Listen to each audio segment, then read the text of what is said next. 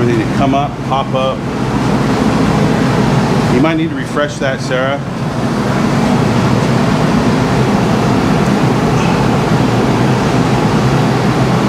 This right here is for us to see any questions if there isn't. Cool. So we can answer them. All right, it's coming up. All right, Nick. Everybody, you guys know me, but this is Nick Cash. He's out of Potlatch, Idaho. He's here on mentorship program for a senior project. Yeah. And you're going to be a senior this year? Yes. All right.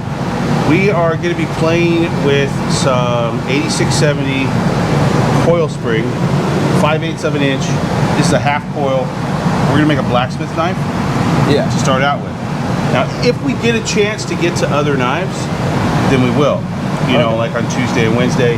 But for right now, we're going to concentrate on making the best blacksmith knife that you can possibly make. Heck yeah. Because this right here, a blacksmith knife is going to teach you everything you need to know about the blacksmithing and bladesmithing process. It's going to be hard. It's going to be tough because we got to take this, straighten it out, flatten it out, and then forge it into a knife. Okay. All right? Sound like fun? Yeah. All right. So we're going to take these pair of tongs right here. These are called wolf jaw tongs. And they have a notch here. That's for grabbing onto like punches and chisels and stuff right here. And then they have a piece here, and that's for freaking centering your steel in there. So we're gonna put and throw, I'm gonna throw this one in. You're then gonna throw that one in. And then we'll talk about the next stage while these heat up. Sounds good. Now you gotta be really quick with it. Don't necessarily stand right here in front of the fire. If you can, get off to the side here and put it in. That fire, that heat's coming all the way out to here. It'll burn you right out here. So you want to stand to the side and do it? Stand to the side to do it. All right.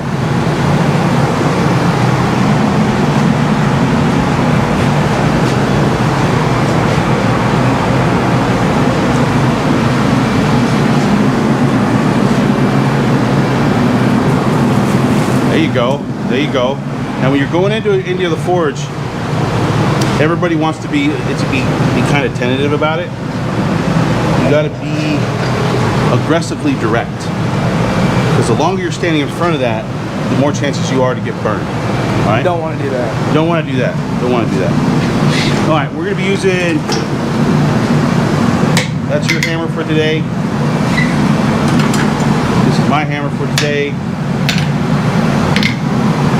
And the next part, when we come out of there, we're going to come over here to this scrolling hardy and come over here. That way they can see. The camera's right there. You always got to remember, face the camera. No one wants to look at your butt. Yeah, that is true. So this is scrolling hardy, and we're going to come out of the forge once that's heated up, and we're just going to take that bend out. Now we can hammer that bend out, but it'll flat spot the ends, kind of make potential freaking places where we can get inclusions on the end of it. And we want to be able to use all of this steel. So we want to take that bend slightly out, put it back in there, and then we back over to the anvil. And how long is this hopefully going to be? What's that? How long is this hopefully going to be? This whole process here? Yeah. Or like the knife. How long is the knife going to be? How long is the knife going to be?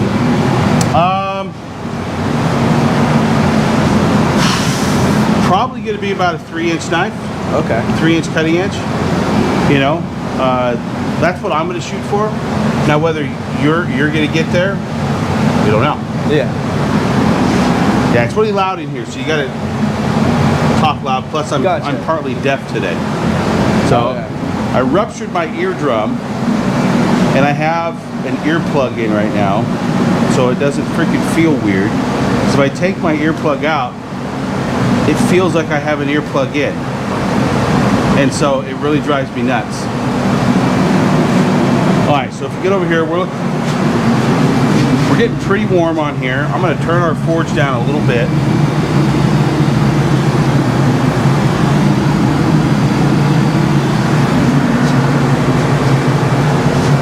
You don't need to overheat this steel, because this steel will fall apart on you, because you'll end up boiling all the carbon and stuff out of it.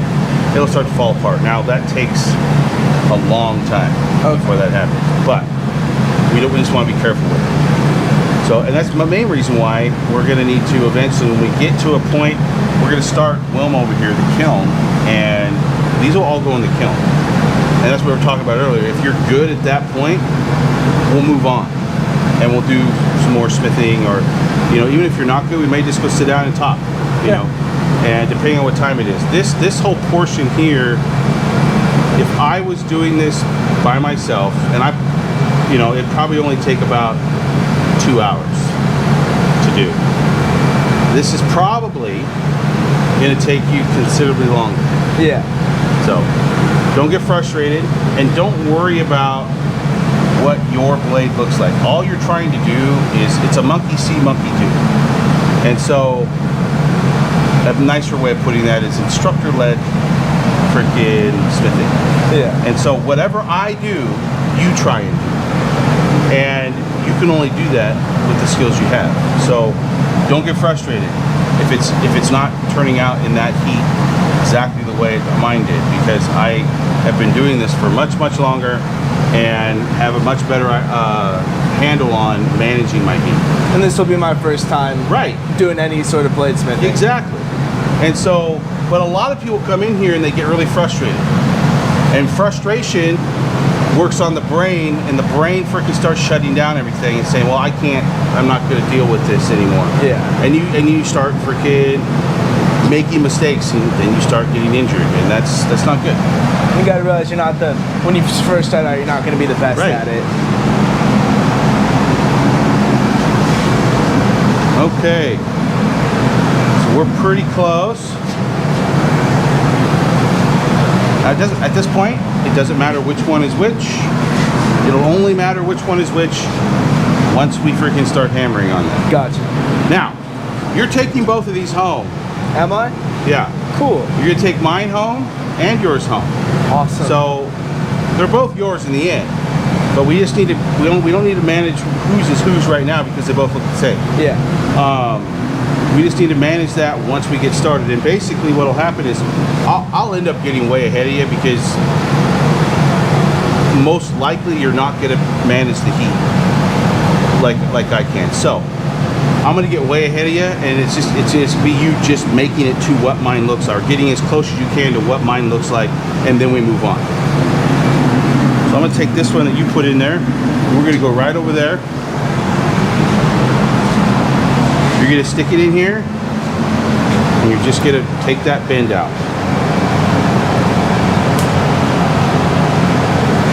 Just like that. All right. Then we come over here, we flip it around, put the other end in. Now I'm gonna kind of dig this, use this as a claw, kind of. That one got, and then you're gonna reach in there, and you're gonna grab that one right there. All right.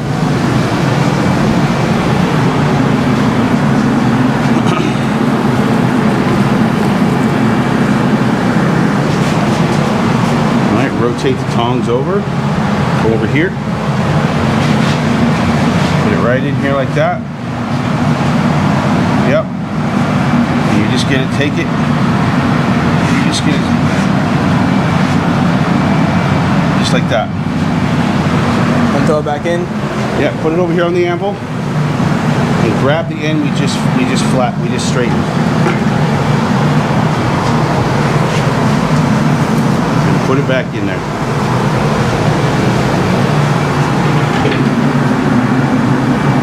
Perfect. Let's go back in the bucket.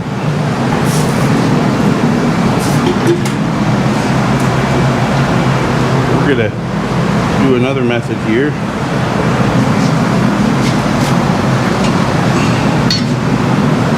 Okay. So then we're gonna do this next time.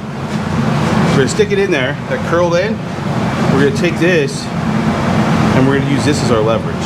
Cool. All right? There's a multitude of ways of doing this. You know, that was the hard method. This is the easier method. Straightening it on the anvil is probably the easiest, but it's the bestest. Yeah. All right, now that it's heated up, it doesn't take long in between heats.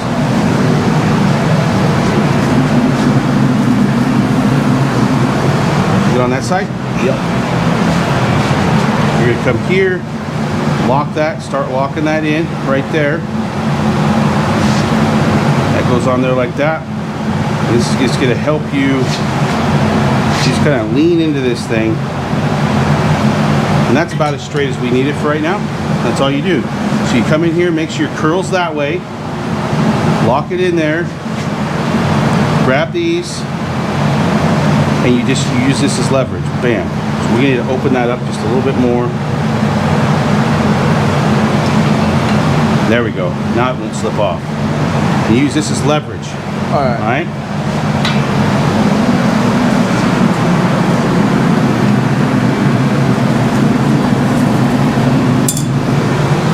Not quite on yours.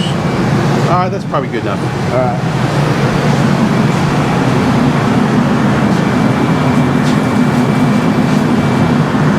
Okay, rotate it over. We'll get it in. Put it in there. Yep. Pull it back a little bit. Pull it back just a little bit. No. Pull that back that way. There you go. All right. Push with this. Push. Push, push, push, push, push, push, push, push, push, push, push. Push. Keep on going. Keep on going. Keep on going. All right.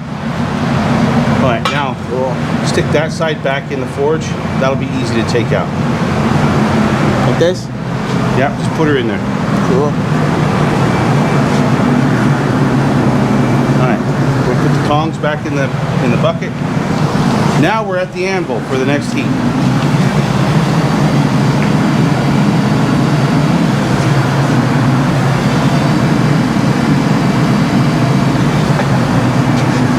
That up a little bit.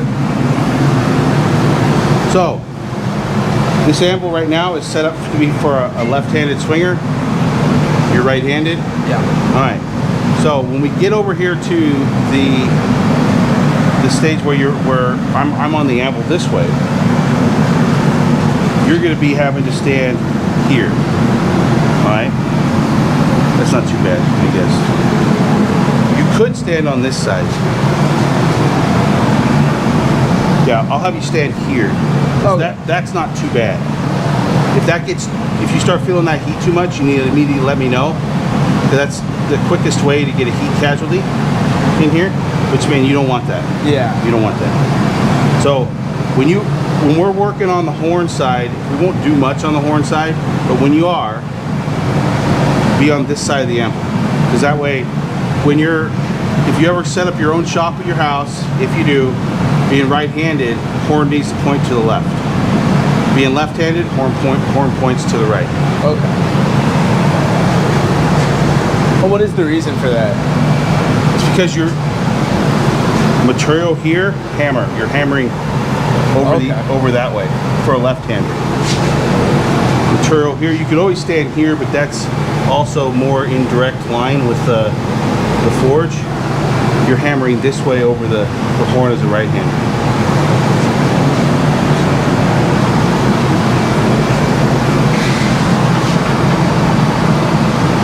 I'm going to use these guys for this next process. These are called barrel tongs. And I don't need to explain why they're called barrel tongs, do I? No. Okay. Or bolt tongs.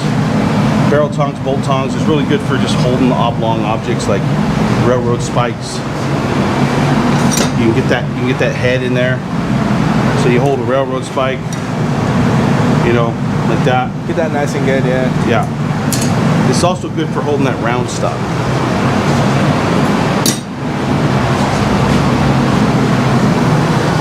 All right. So you stand over there. This will be the first heat.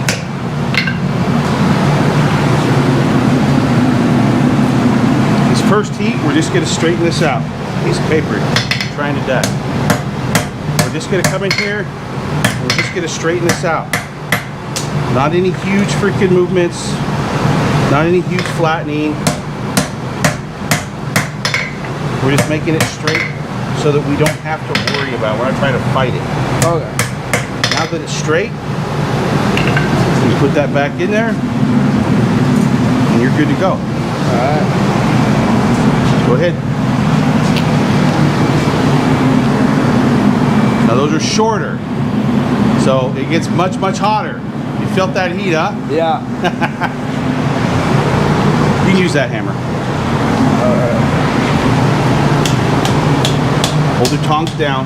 There you go, like that. Get that right there. Hit it hard. Okay. Rotate it. See that bubble? Yep, there you go.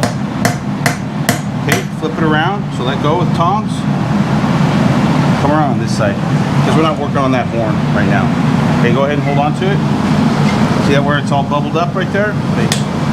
You want to put that over here like this. Put it like just like that, and hit that freaking. Keep going. There you go. There you go. Pull back. Pull back. There you go. Right there. Nice. Stick her back in there. Perfect. Cool.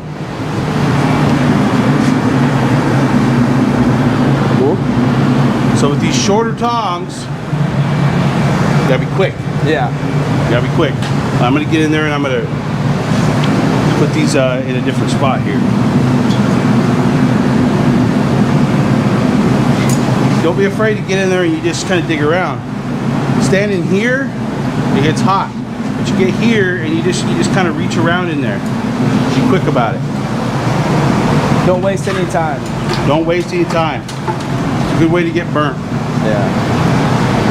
And if you get burnt, it's a good way to end your day. Yeah. What's the worst you've ever gotten burnt? I had a burn across my face when a piece came out and hit me in the face. Ooh. Beard saved me. It didn't burn the skin, it just melted all the freaking hair.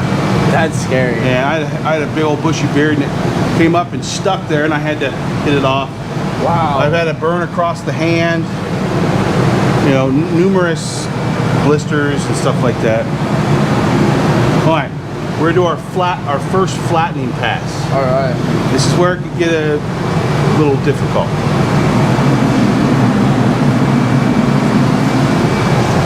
All right, stand over there. You're just gonna hold this flat. You want to keep your tongs relatively close to your body, and you want to keep your piece flat.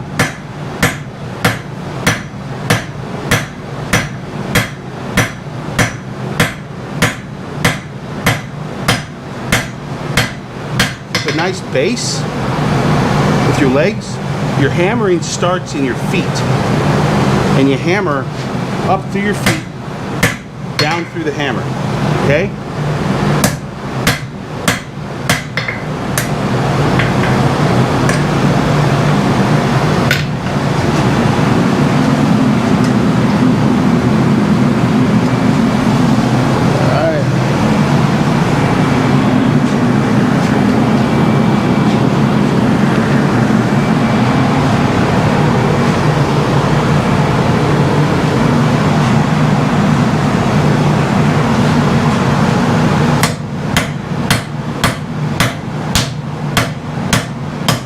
That hammer up. Pick it up. Rotate your, okay. So here, put your hammer here. Hold on to your hammer. Right there. Let loose your tongs a little bit and rotate them. Let loose the tongs just a little bit. No, put your hammer on the piece. Put downward pressure on it. Rotate your tongs. You gotta relax, buddy. Alright. So, next heat, what I want you to do is when you come out, you want to make sure your tongs are in that position right there. Oh, okay. Because it's trying to kick itself out. Now you have leverage. Oh, okay. All right? Go ahead and stick her back in there.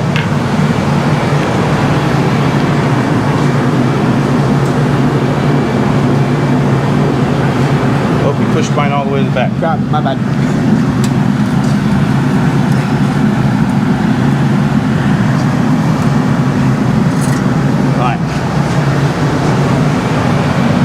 I'm going to finish out this flattening spot and then it's all up to you.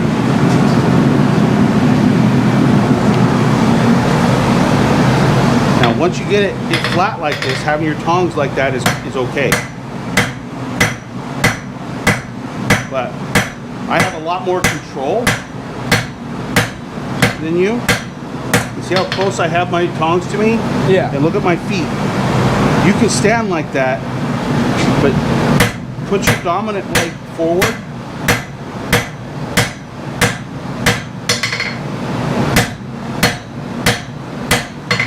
And that's what we're looking for. All right. Now, hammering is like a whip, right? Or like you play the drums. Yeah. It's that same here. More in the wrist. More in the wrist. Okay. This is where the power, but you're flicking at the end. Okay. All right.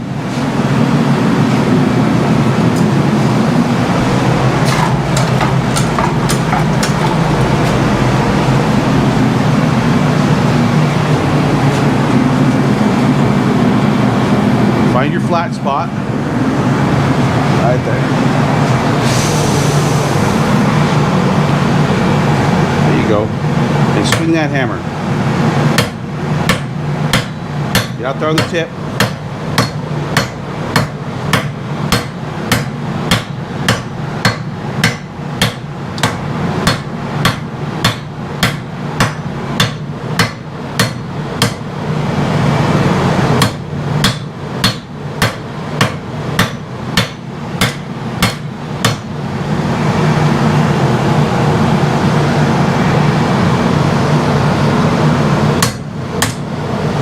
Try and keep your tongs flat to the anvil. Okay, that's cold enough. We'll put it back in there. You don't want to beat on this too cold. All right, I'm going to pull mine out. Mine doesn't overheat.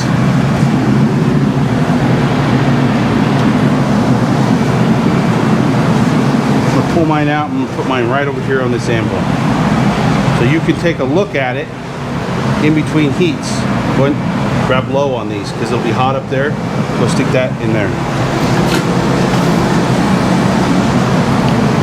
Now,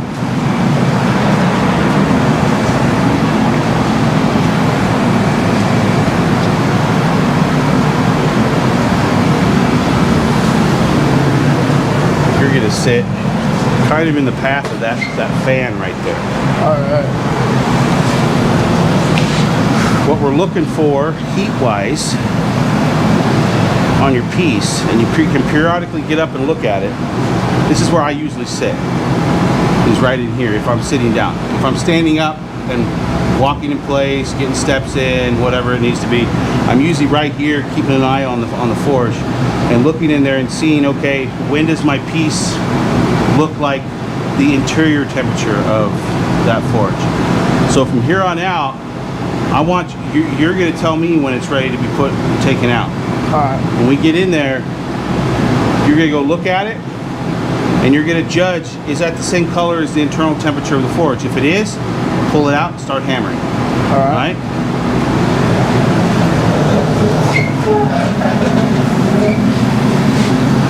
I'll move myself Go over. ahead and take a look.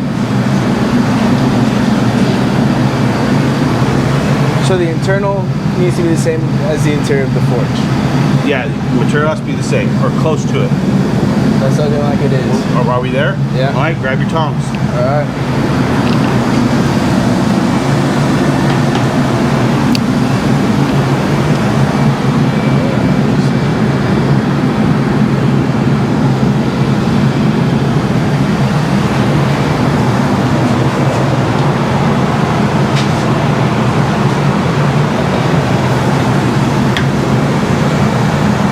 Go for it.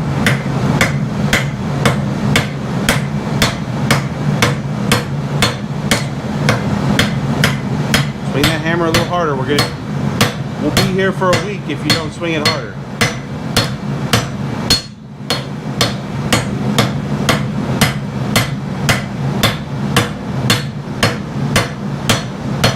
Alright, that's cool enough. Okay, before you put it back in, take it. What you want to do? I'm not going to do it for you. I'm going to show you though. I'm going to show you. Hold on. You're going to take it like that. Grab the other side and put that other side and put this side in so you can work that other flat. So go ahead and do that. Or you can do that. Yeah. That works too.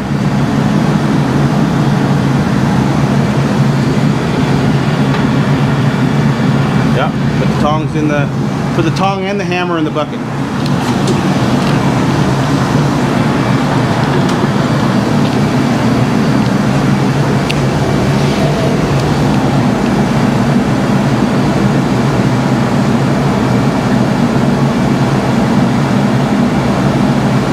just wait. Now you just wait. And then you tell me when you think it's that temperature, get up, grab your tools, and start working. Cool.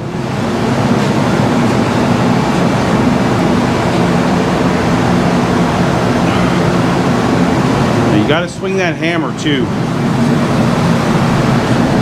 You're not going to get a lot of work done just swinging from the elbow. You got to come up and down with it. Bam. All right. Got to put some power behind that. We will be here all week. Don't want to do that. No. I'd love to stay here and do cool stuff, but right? Neither of us have time for that. yeah.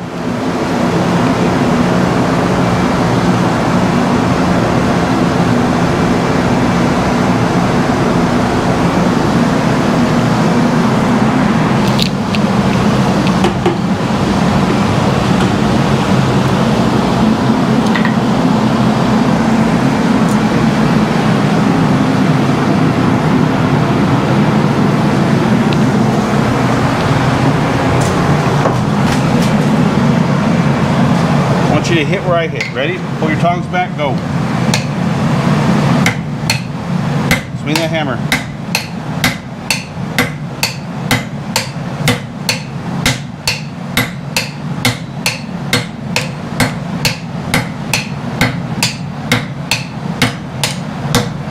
Pull your tongs back a little bit. There you go. Right there on the tip.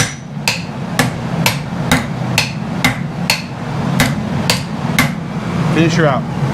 Go ahead and smooth her on out. There you go. There you go.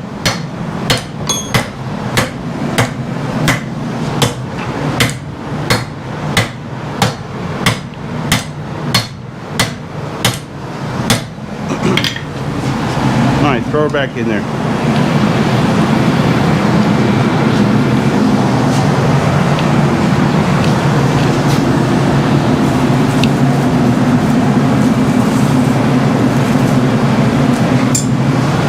Alright, not too bad.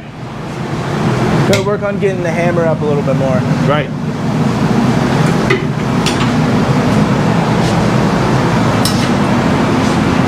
Feel free to make sure you ask questions, especially questions you know you're going to need to know the answer to. Yeah.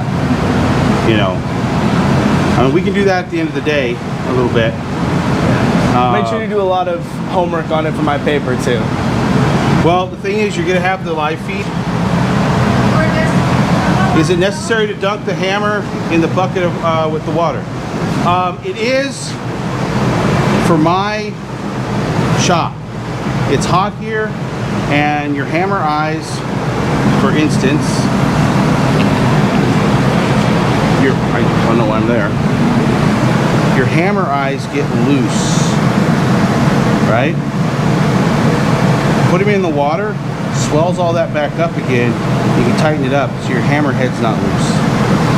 Eventually, as the hammer handles, the wood in the hammer handles age, eventually what will happen is your hammer head will come off or your handle will crack. By putting it in the water, it keeps them a little longer. You don't have to replace your hammer handle as much. Okay. Good question.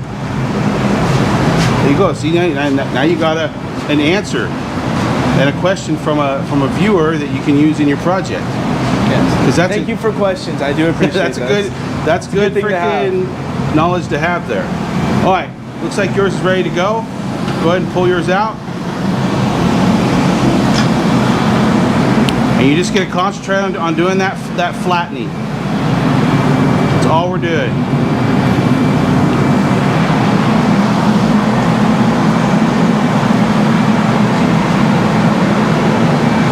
Now while he's hammering that, once your hammers go into the water bucket, they will always need to go into the water bucket. So your hammers don't need to go in the water bucket until the heads start getting loose.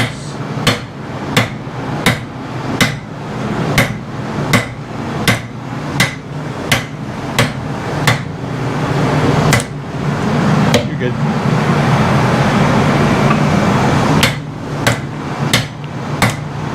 Alright, put it back in there. You don't want to let it get too cold. high carbon steel. You don't want it to beat on high carbon steel when it's too cold. Then when do you, like, how do you know when it's getting too cold? Like, what is the color that you want to look for? The color that when I tell you, Yeah. that's the color. Okay. And you can feel it in the hammer. Early on, when you pull it out, it feels squishy underneath the hammer. Yeah. As it gets colder, the hammer starts to kick back on you. That means you're done. I noticed the tongs too, kind of like Right. when you're holding them, they get a little bit harder to hold on to when they get harder too. Yep. So when in doubt, pull it off the animal and throw it back in the heat. Okay. It's the easiest thing. Stupid ads. Gotta pay the bills somehow. Yeah. So, yeah. So when you start feeling that hammer, really the hammer starts kicking back on you, and it starts to lose that vibrant color. Just stop hammering and put it back in. All right. That's the safest bet.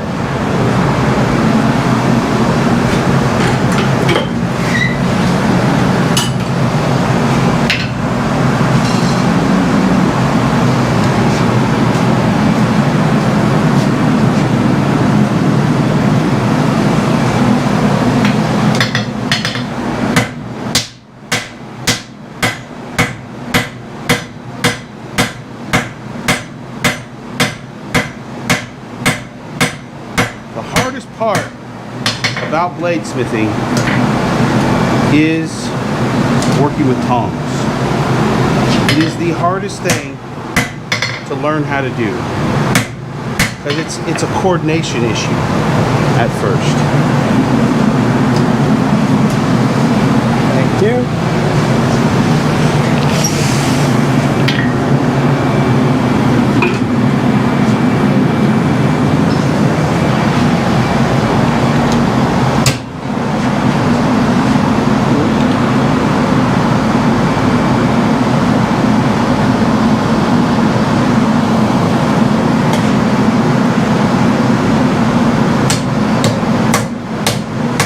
Hammer that thing. Don't be afraid to hit it. Keep your tongs off the anvil. Keep your tongs off the anvil. Your tongs, see how it's bending like that? Because your tongs are up here on the anvil. Keep it down like that. Alright, you lost too much heat. Sure. And if you're going to go on that flat, use these. Go ahead and pick it up, just put it here on the anvil. So when it gets flat like this, these are then, you're going to want to come here with it instead of on the flat, because these are going to slot in there and allow you to really hold on to it. I know it's counter to what I said to do, but now you have it semi-flat spotted. Yeah. So it's a constant back and forth. Okay. Juggling that material to make sure you can get it in the best possible place so you can work it. Now, if you're wanting to use these, I'll show you what we need to do to use these.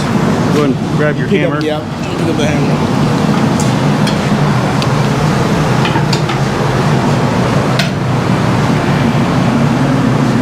So you go these on the flat like you were, and you now have all that leverage back again.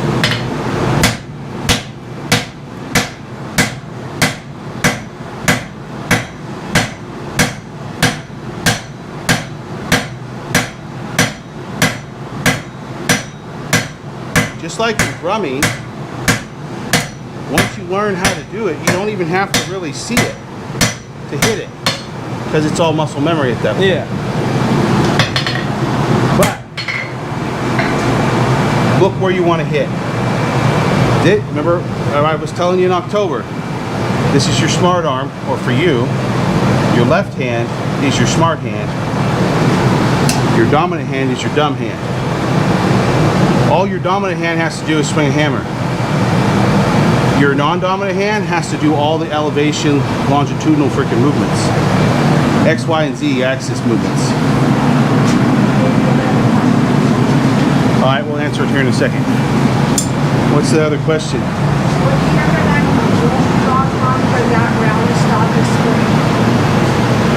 spring? Using wolf jaw tongs, if you had a big pair of wolf jaw, the question was, would we recommend using wolf jaw tongs for this big around a spring? Yes and no. Really depends on your ability to use those tongs. I would actually, if I had my choice starting out on this, I would use these barrel tongs or these bolt tongs, because you can get around that piece like we started out with. Now that we have it kind of flatted, we have the wolf jaws out for more leverage. But when we even get it flatter, we're going to use some tusk tongs or knife tongs or flat stock tongs to even give you way more leverage. So we're going to use a whole variety of tongs here, starting out with the bolt tongs, intermittently using the wolf jaw tongs, and then finishing with our flat bar tongs. Okay. So it's up to you. You want to use these or these? They're both good. I'd like to try the other ones. Okay. They're a little bit longer too. Get a little bit of a different experience with There it. you go.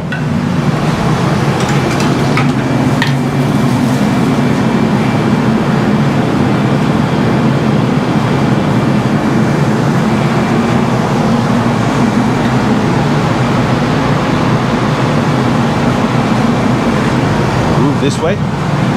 There you go. There you go. Now hit it. Drop your tongs a little bit. Keep hammering. Keep hammering. Drop, drop, drop, drop, drop. Relax. There you go. Push it in. As you push it in, this hammer wants to hit the same spot every time, and you just move the piece under the tong, under the hammer. Okay? You've seen a power hammer, right? Yeah. All right. The hammer head doesn't move except for up and down. Yeah. It's the material that moves. Same concept.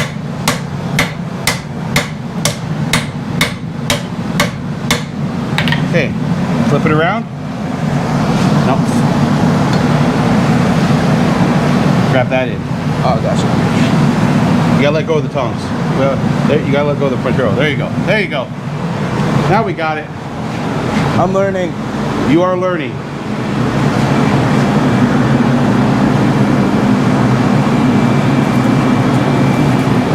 All right. Looking a lot better than when I dropped them.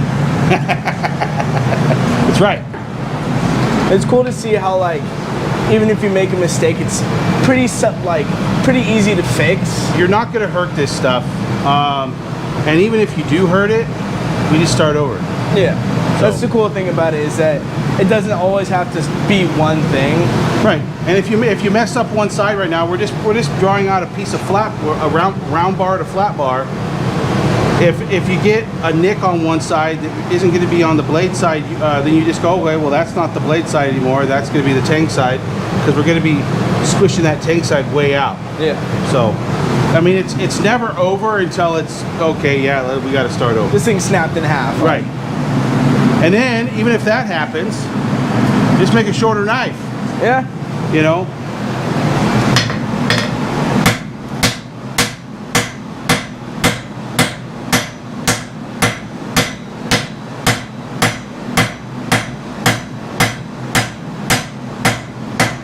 Almost to the point where we can use our tusk tongs.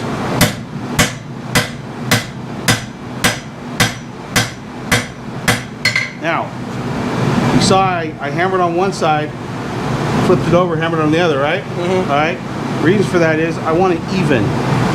I want an even freaking side. So we got a little marring on this side. So I'm just gonna kind of take, and I got a little thicker on these points over here, thinner on this points over here. I want to just be able to take that and make it even. All right. All right. Now we're gonna come in here with our large tusk tongs, and these are tusk tongs, flat bar tongs, knife tongs. Those are cool. These have so much dexterity to them. It's like you're holding on to it with your hand. That's awesome. Yeah. But we can't use those until you get it skinny enough. Yeah. You gotta put your piece on a diet, brother. All right. Go ahead. All right. Grab your tongs. The wrong ones. There we go.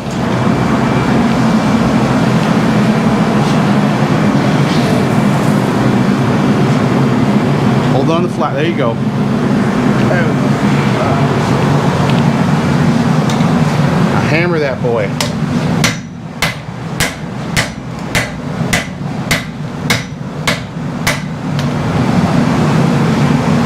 deeper bite on your. There you go. There you go. There you go.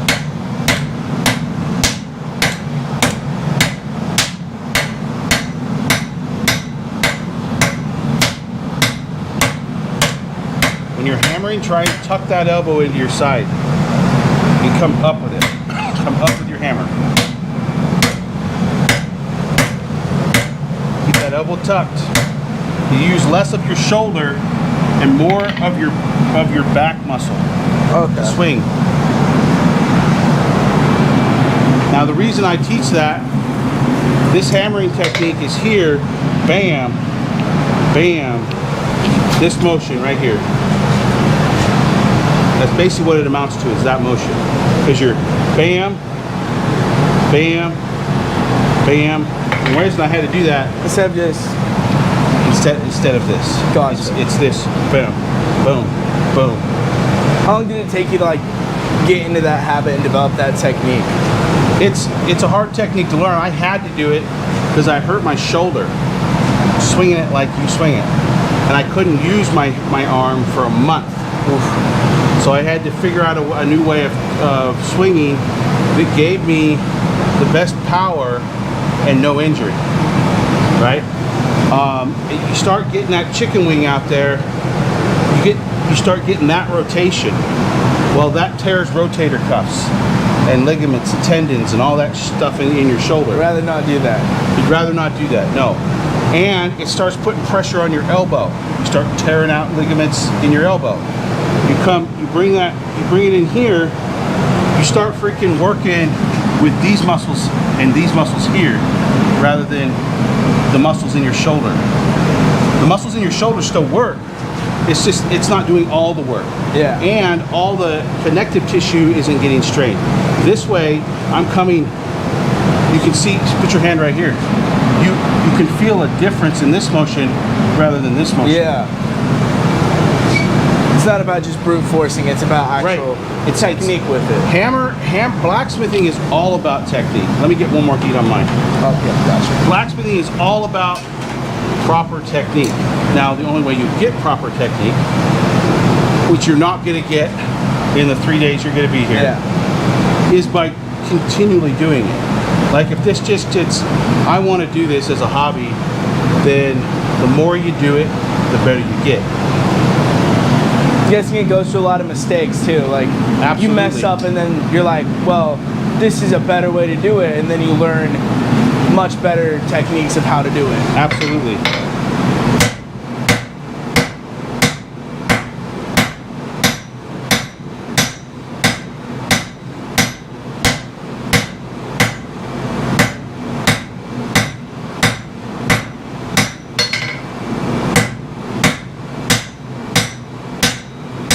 That hammer's terrible.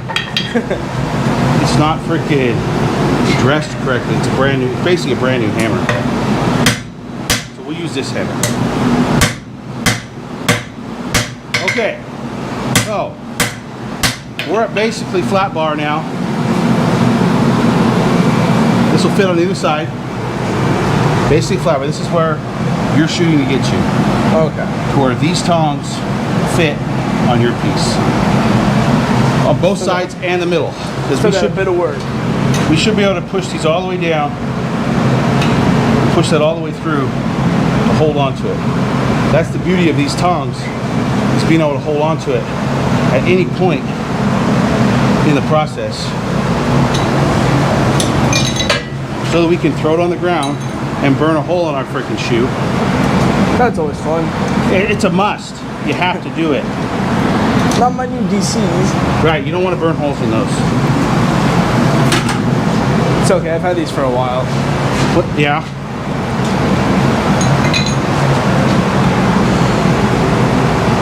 I didn't think about telling you not to wear, if you don't want holes in your shoes, don't wear those shoes. It's kind of a badge of honor, you gotta get a hole in something. Right.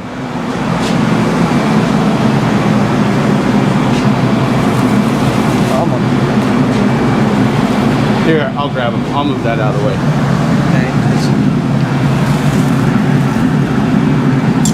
Thank you.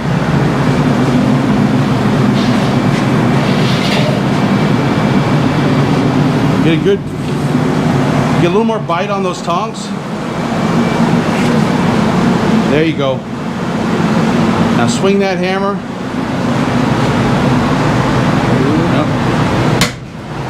Get close to your piece. Means move in closer, drop your elbow back farther this way. You get closer. Try and get over top of your hammer. Let's go. Hit it hard, hit it hard. Start to build that heat right on the end. Go on, right on the end. Hit it hard. Go right to the end, right to the end. Rotate your tongs out away from you a little bit. There you go. Don't move your hammer, just move your tongs. Real cold. But we're close to getting the tuss tongs on there. Yeah. Let's finish that side till we get tuss tongs on there, and you can do the rest of it with the tuss tongs. Cool. It's super exciting to see it like actually come into shape too. Yep. Yep. That's one of my favorite things about like watching blacksmithing or like doing it now is seeing something go from a circular piece of metal to a blade, and it's awesome to see that. Yeah, it's that instant gratification. Well, not instant gratification, but gratification. It's moment. the gratification of working for something. Yep, exactly. All right, now what you need to do is you need to just watch your steel and think about the next step. How you're going to hit it, how you're going to come to the anvil. Since you're right-handed, getting over here as close to the anvil as you possibly can, which means putting your tongs back a little bit so you can get over the top. Out here, you lose control. Don't be afraid of this anvil. Get up on that anvil, tongs here, and come down. Bam, bam, bam, bam, bam. Okay? So these next few stages is just you looking at that piece in there, gauging the temperature, and going through your head, okay, I'm gonna stand there, I'm gonna hold tongs here, I hit that portion here, I'm gonna push the tongs, not the hammer, push the tongs underneath the hammer. Keep my tongs off the anvil, blah, blah, blah, blah, blah.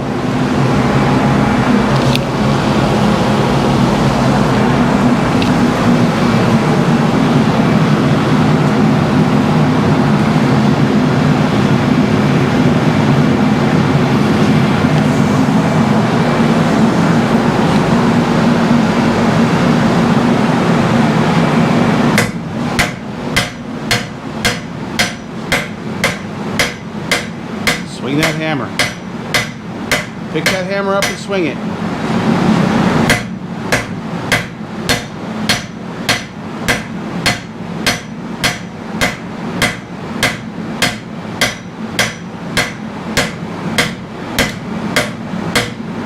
Tuck that elbow in. All right, flip her around. Rotate it around, I should say. And then get the tuss tongs out. Grab on that side with the tuss tongs.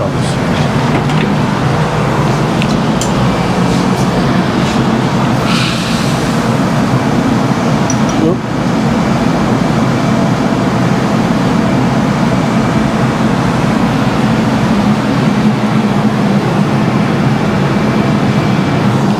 All right, now all you have to do is, I'm gonna go in here. So you're gonna, this is all for you right now. Think about what you need to do. There's my piece right there to look at. Match your piece to that piece. Just flatten it out. That's all you gotta do, all right?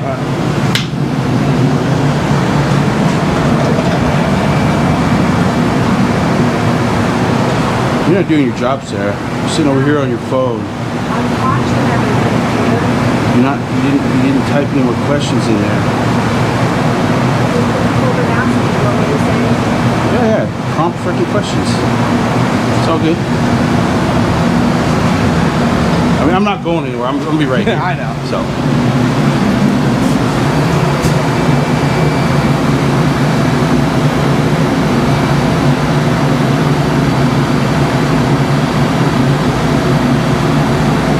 Now, one of the questions you should be asking is, what's annealing and why do we have to anneal it? Well, the answer to that is, I'll answer it after you ask the question. What is annealing and why do we do it? Okay, so annealing is when you take a piece of steel, glass, pottery, whatever it is, and you heat it up to a critical temperature.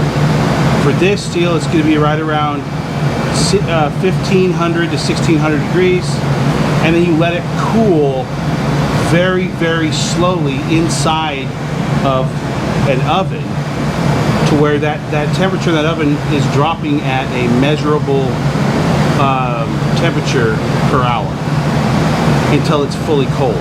And what that does, it releases all the stress that we put into this steel through hammering. Hammering too cold puts huge amounts of stress into it. You know, hammering it hot puts stress into it too, but hammering it too cold puts huge amounts of stress into your piece. And so we anneal it to take that stress out so that when we get to the next process of bending and shaping, we're not causing cracks and fractures in the steel. So that's why we anneal it. Cool. So the last thing we do for this piece today, whenever that time may be, it may be 2 hours from now, it may be 7 hours from now. The last thing we do is we put it in that oven and we let it cool down from 1550, 1600 degrees. And then it'll be ready to work the next time we get together. Cool. Now, if it's, like I say, if you're feeling good by the time that happens, we may start another project. You know, you may go to a different type of steel, different dimension of steel.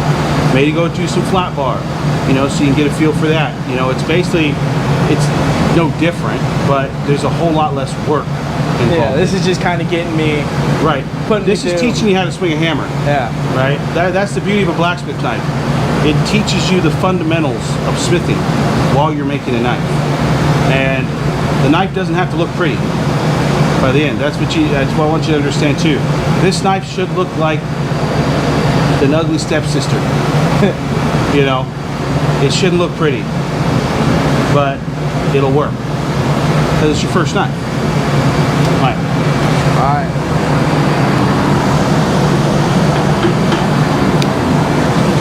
Those are grab the other set of test tongs. Those are the smaller ones.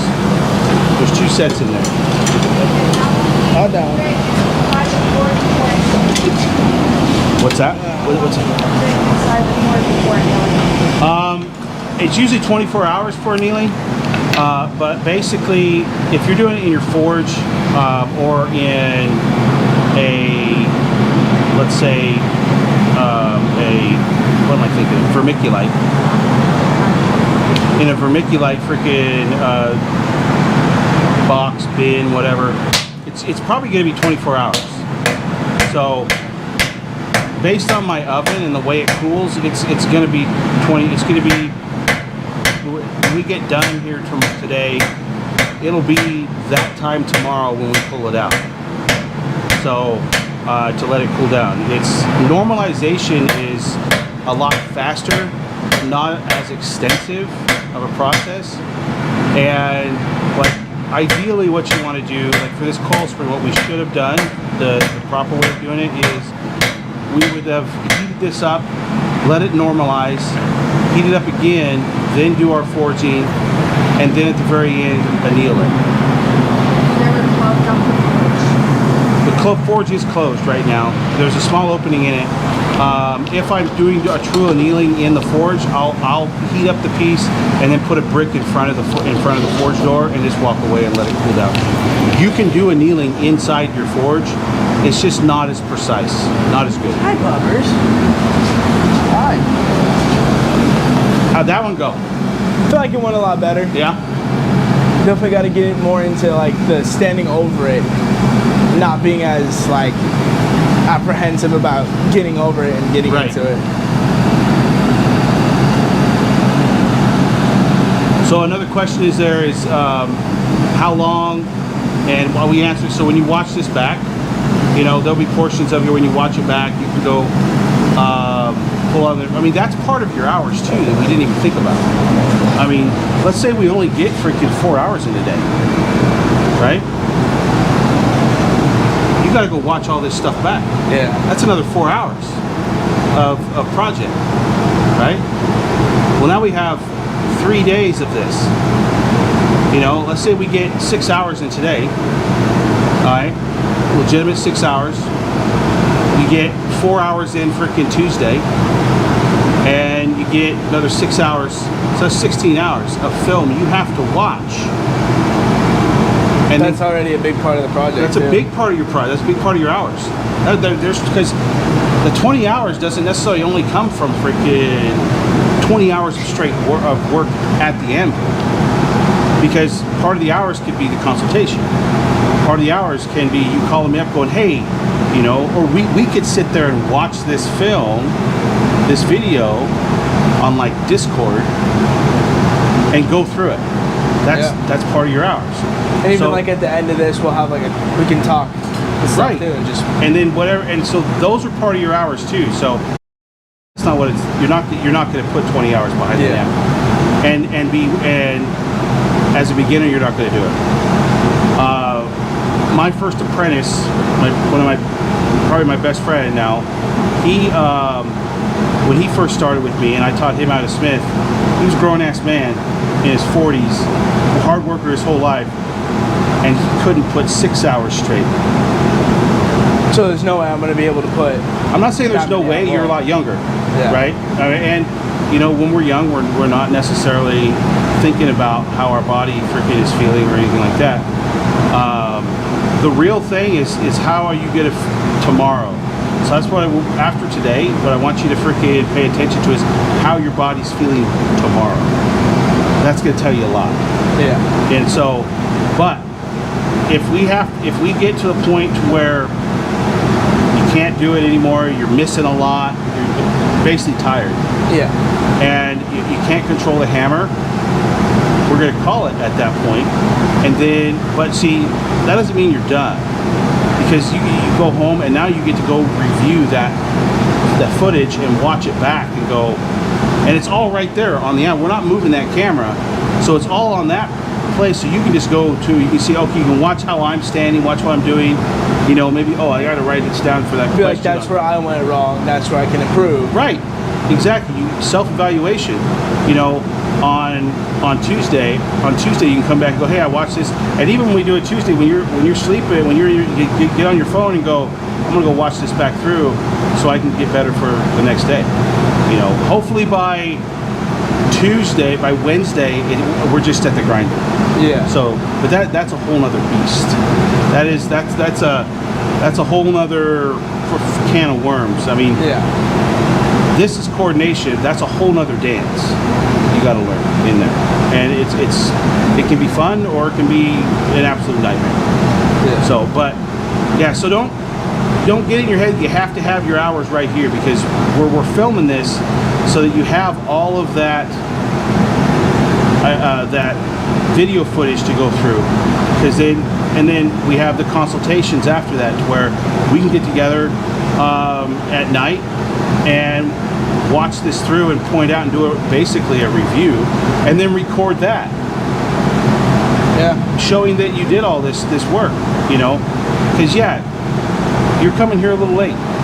It is what it is. Can't do anything about it now, but we can try and mitigate failure here because of the time constraint.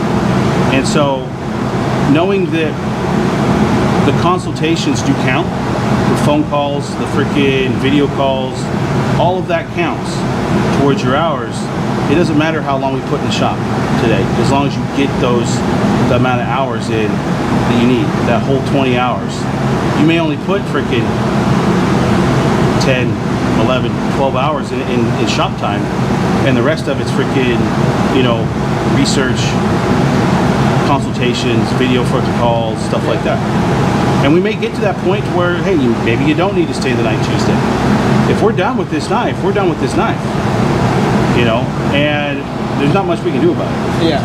And realistically, when we're done today, I necessarily don't want to start another project because that's a whole other can of worms. And that could take longer and Right. unnecessary. Right. As much as I'd love to come back, it could be just unnecessary time. Unnecessary time.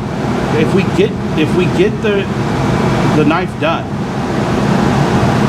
we're done in the shop. Yeah. And then it's all back. Hey, let's schedule a time where we got a day off or something. You know, we get on Discord.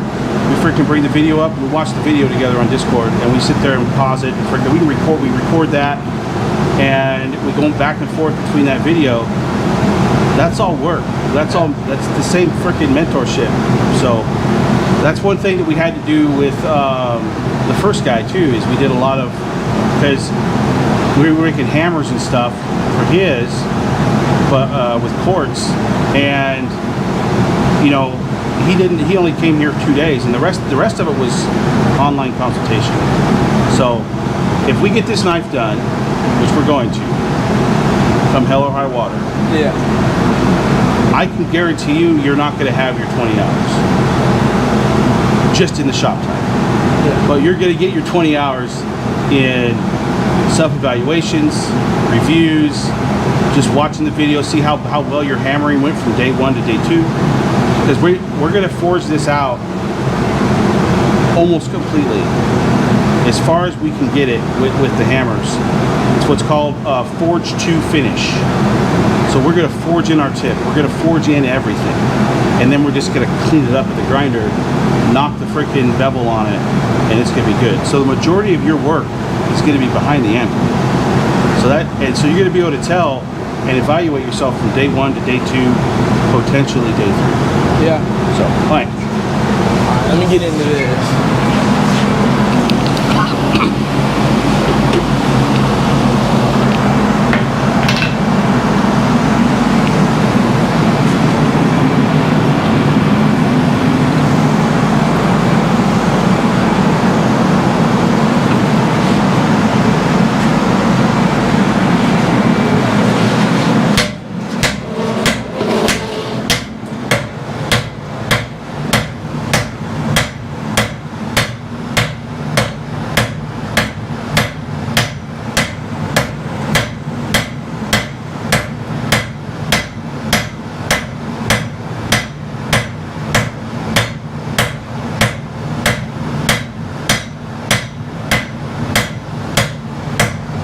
Throw her back in there. A little cold. And as you can tell, cold is a relative term. Yeah. Go ahead and put that hammer back in the bucket as well. Mind if I grab some water from the fridge real quick? Yeah. Cool. That, by all means, don't ask to drink water. And if you're hungry, you eat. Cool. Because for us to get time in, we're not going to stop for lunch. You eat when you're hungry, drink when you're thirsty, and that'll keep you from being a heat casualty. Yep. Is it 5160 still? What's that? It's most likely 8670. Most likely 8670. So, depending on how old the Make sure you drink water, it gets hot. depending on how old the That's really low. The other day was almost 50. the coil spring is and what it came out of. Now these are 5/8 of an inch thick diameter freaking coil springs. So it could be 5160. Most likely it's 8670. Yeah. So could be either one. I'm not entirely sure if it's one or the other. I've been told that it's 8670, but it could be 5160. It's all spring steel.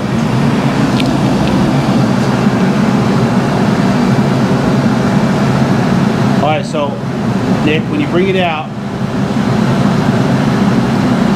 that end looks pretty good. It's a little thick in the middle. You have a peak right there in the middle. Get a little bit. Yeah. Yeah. All right.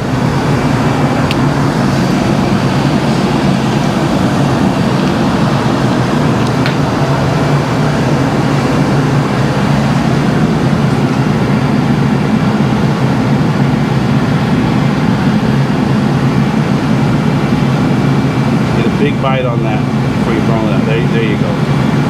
Big bite. There you go. Right there in the middle. Yep.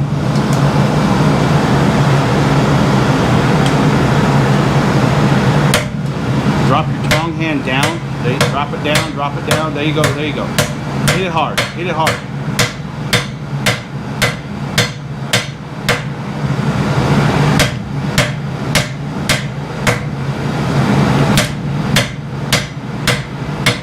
Pick that hammer up, pick that hammer up.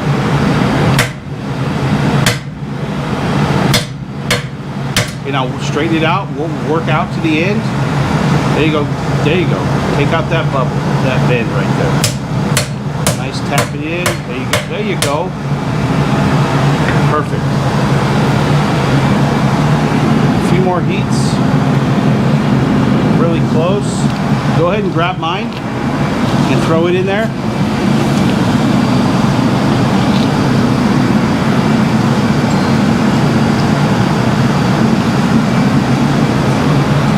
Now all you need to do on this next heat is yours is on the vertical. It has a bow this way.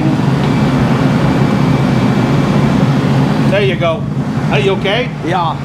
All right. So you have a bow this way on the vertical. So all you're going to do is you're going to use the wolf jaw tongs. You're going to grab it, turn it to the vertical, and tap it straight. You just want to get that nice and straight. Now, moving forward with this, you want to put this back in the fire as straight as possible every time.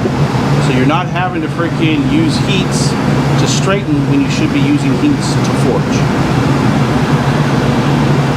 We're on the point now where we're going to take this down even further, right? And we may end up with a bigger than 3-inch knife, but with the blacksmith knife we need to make, the tang on this thing, the tang on that thing is about that long or longer. So we need a lot of steel. A lot of steel is going to get stretched out. Okay. So we're trying to stretch this out widthwise right now, the majority of the way. And then we'll get it lengthened a little bit more. And then we're gonna take in and isolate our blade side. So find our tip. So the point of first penetration, which is the tip, to the point of freaking stopping, which is the back of the freaking blade, the last part of the cutting edge. From the last part of the cutting edge on is all tang. And then you could have a 6-inch knife. You could have a 3-inch knife, depending on how much steel we have. We have a lot of steel here, so we could make some pretty good sized knives and be ready to go. Go ahead and pull yours out with the wolf jaws.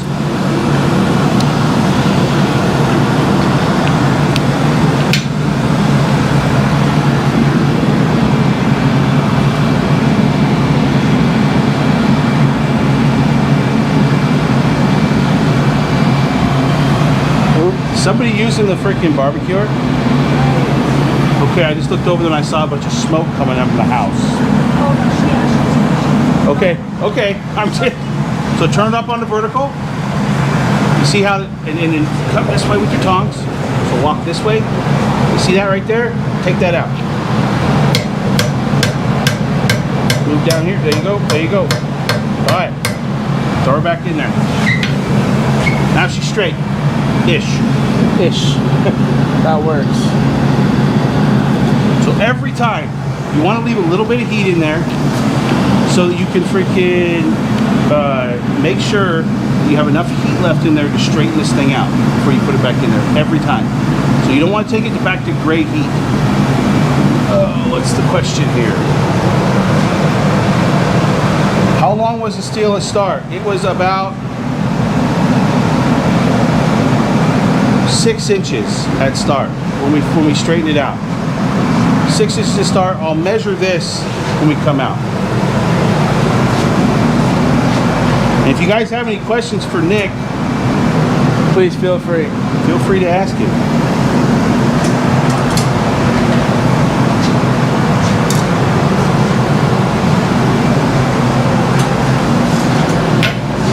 So over there so you can watch Nick.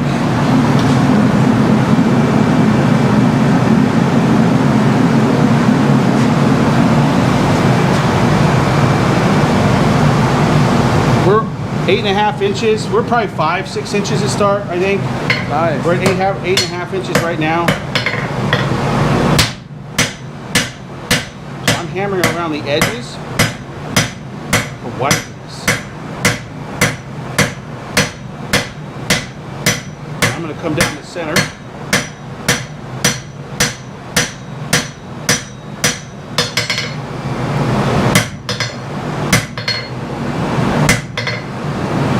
Small directed hits. They're hard, but they're not necessarily forging hits. Didn't get a lot wider, but we got a little bit wider. Yeah. And we got a whole lot thinner. So that's about as thin as I want to get. And I'm looking at this right here. I'm seeing a knife in this already. Yeah. I see a knife. I see this is the blade.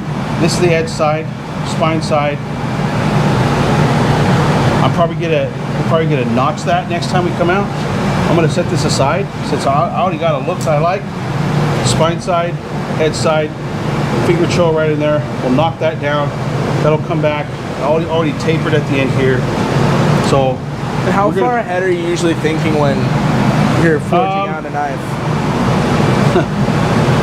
Hold on. To be honest, I don't. I don't really think. I smith to a feel, and I know what I want to make, and I just start smithing. And I don't actually think, I just get to a point like right there. I was wanting to go on this other side, but we already have this tapered out. It's already showing an edge side and a spine side, so I might as well keep that there. And we're looking at about a 4-inch blade before we even hammer in our tip and draw this out. This will probably be a 6-inch blade, maybe 5.5 inches once we get our choil in there and bring back, and it's already starting to taper. So is a lot of that subconscious when I'm hammering? Absolutely. Yeah. Just the experience of being in the forge for as many years as I have, working with the steel, subconsciously I'm making decisions that I don't know consciously I'm making. Until I get to the end of it, I go, well, I'm not moving even past that because that looks pretty damn good. Yeah. Just like we had right there. So when you first start out, you're constantly thinking. For you right now, all you need to be thinking about is flattening this out and getting it relatively the same, right? We may have to work a little harder to get yours to freaking do what we want to do, but that's just the nature of the beast. Yeah.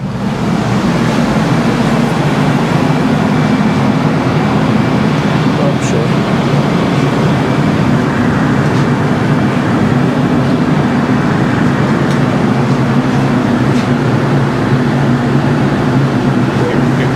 Help with that? Yeah. Thank you very much. She got in there a little deep.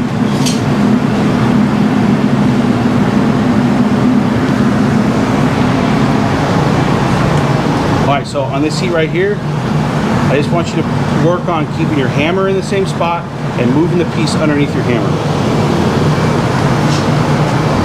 Readjust.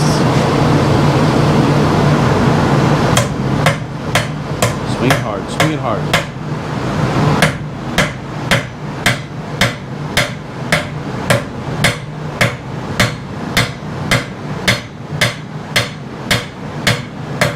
Okay, make sure she's straight going back in.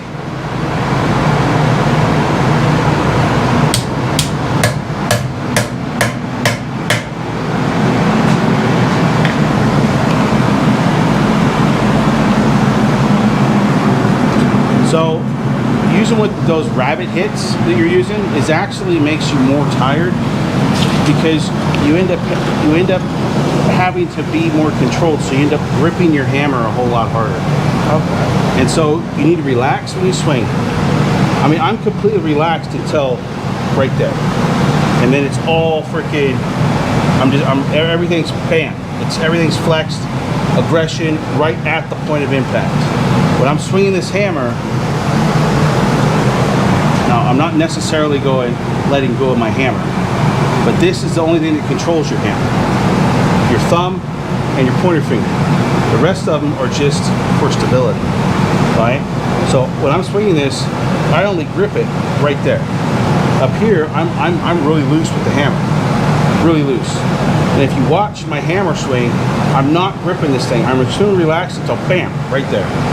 And then you get that whip, whap, that snap that you're looking for. And you'll feel it too, because it'll feel powerful. It'll feel like you just divot it into that anvil.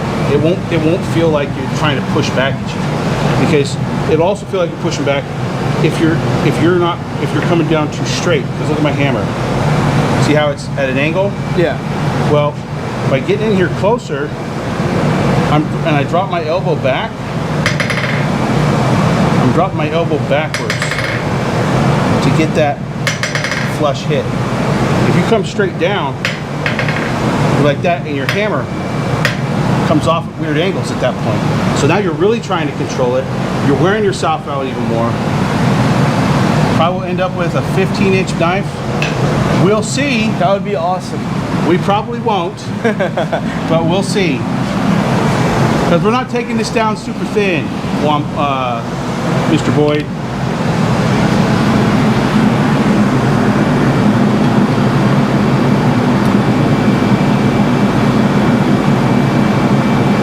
This could be about a little under quarter inch, at its thickest, closer to 3/16. Take that hammer way up above your head.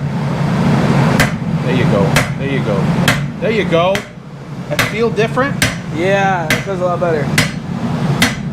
It sounds a lot better.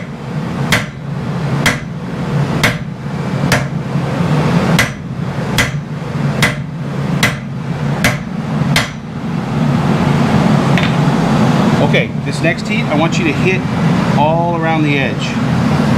Around the edge, all right? That way we'll start to freaking form this back here, because this will get drawn out. But this is all tang. We're gonna wrap this thing back onto itself. All right.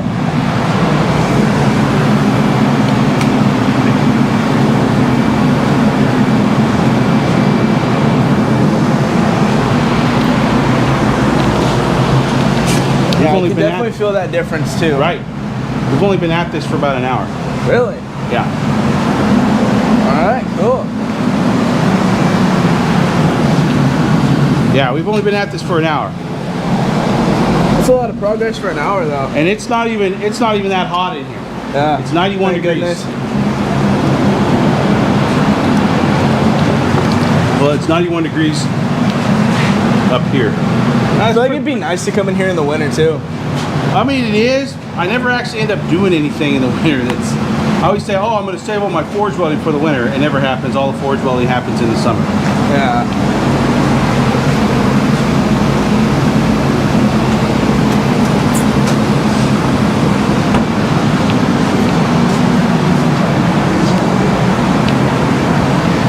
Put that right there. I saw it.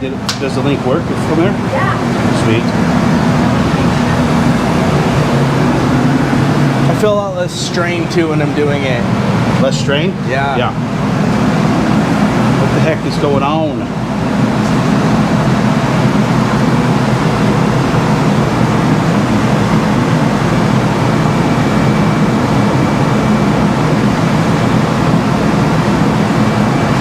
There we go.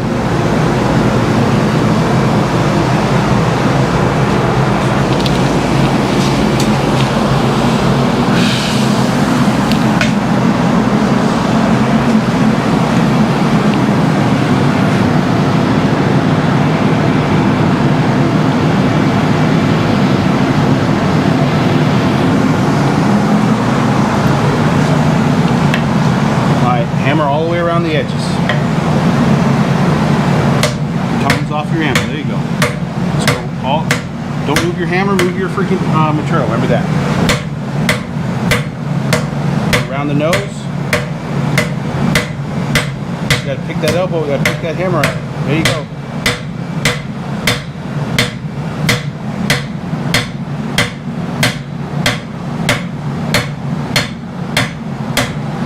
Not bad, not bad. All right, put it back in there. So you gotta shrug that shoulder to go over the top here. You still gotta come up here and do the same hammer swing even when you're hitting close, and you gotta shrug that shoulder to get up and over the top to hit that same freaking pattern.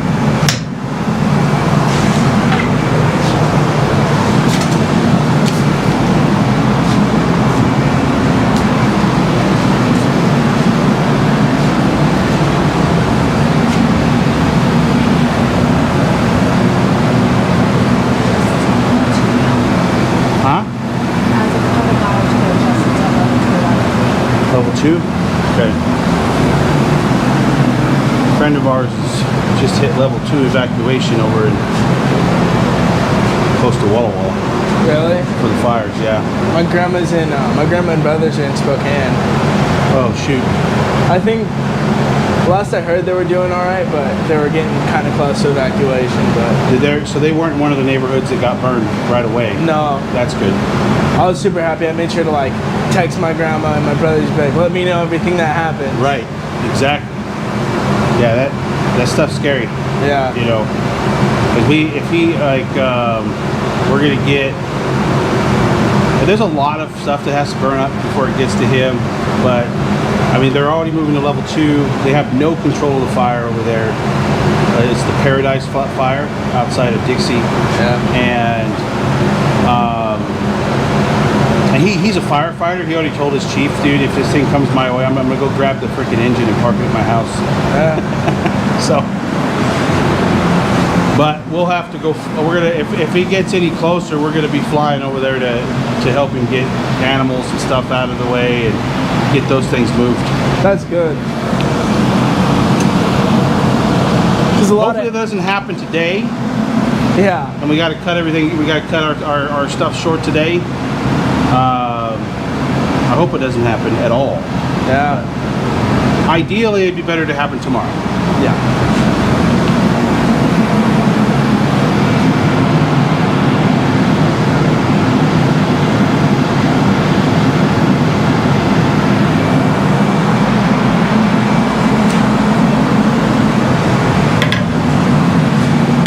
Start on this far side and hammer around the edge. There you go. There you go. All the way around the nose. Back up the other side. Now go up the middle.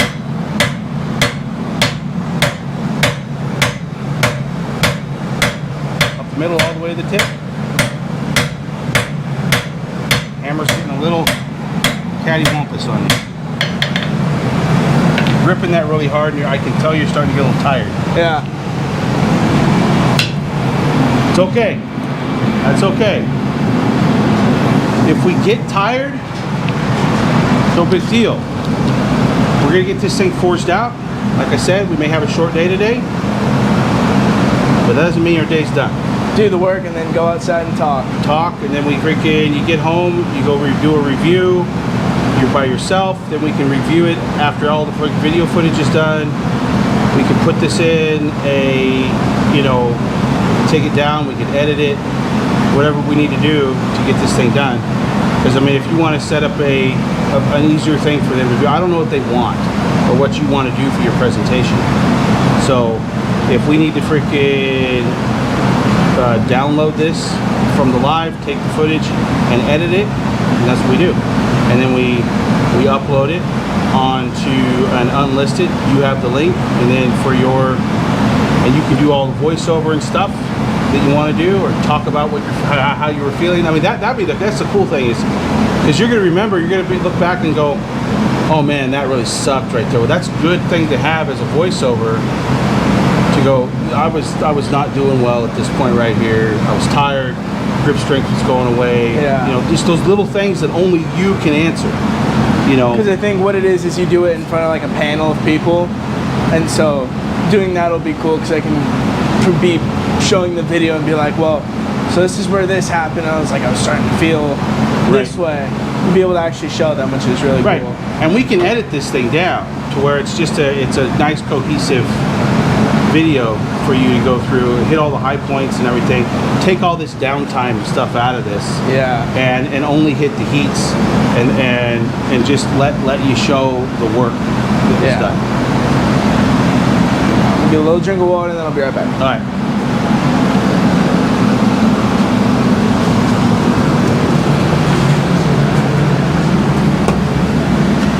Pressure in both ears. It's up there. No, it's just, you know, when you get the freaking, when you know you have like a cold, and you, but I don't have a cold. I don't have a cold. No, I don't know. I don't think so.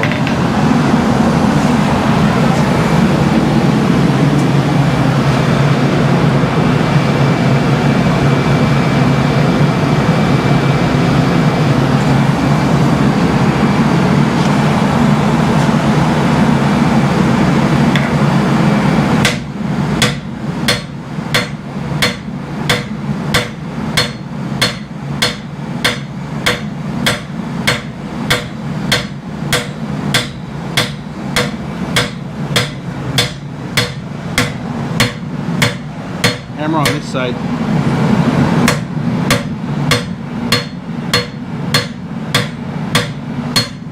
There you go. Throw her back in there. Now, I think we're on to, for both of ours, we're gonna isolate our blade tip.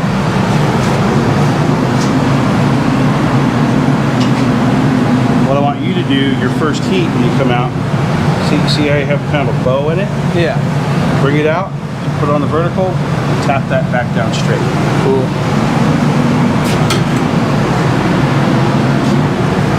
I was helping my friend do welding a little while ago, and he was he's making a trailer. And when he was welding, he asked me to hold something, and I'd put my hand right where he had just welded and burn the crap out of my hand. That's never good. No. That hurts. Him and his dad looked at me and was like, dude, what are you doing? And it's like, my bad. I'm being stupid. Yeah. Well, that's one of the things in the shop. Today it won't be too bad, but like, assume everything metal in the shop is hot. Yeah. I mean, that's just how it has to be. You have to assume everything everything that's metal in the shop is hot. Because then you learn real quick not to touch stuff. Yeah. Or at least not to just lean on it. You know. You Yeah. go, oh yeah, that's good. Because I mean, it's just a natural thing to do. You know, lean on stuff. We do that and you'll burn the crap out of yourself. Right.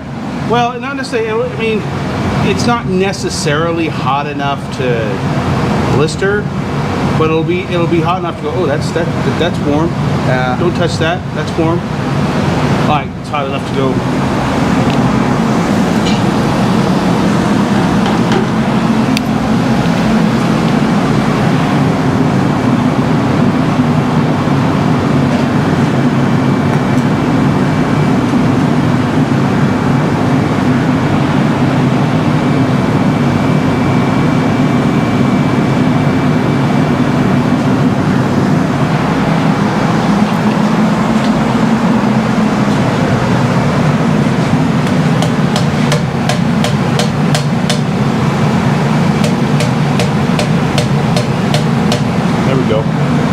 Perfect.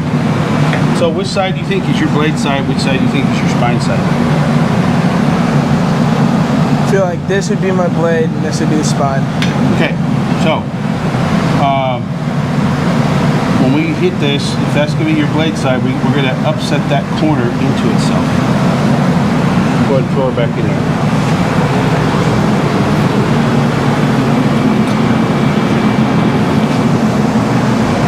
Absolutely. You can weld a piece of rebar to make temporary handle if you don't have the right tongs for the job. Absolutely. Using rebar is actually not a bad way to make your tongs to begin with. You know? But if you can make the jaws really quick, but you don't want to make the reins, then just weld on a piece of scrap steel on your freaking, right to your freaking, that junction when it comes out of the boss, because you have on your tongs, On your tongs, you have your jaws here, right? Here. You have your boss right here, and then your reins. And so like these tongs broke right there. They broke right there. So I beveled that on both sides and then welded it up and welded it back on. So you have your bit, your boss, and your reins. Bit, boss, reins. Bit boss, there it is. So yes, you can. Come on, Boyd. I'm just gonna say Mr. Boyd. Mr. Boyd? Cool. Okay, so.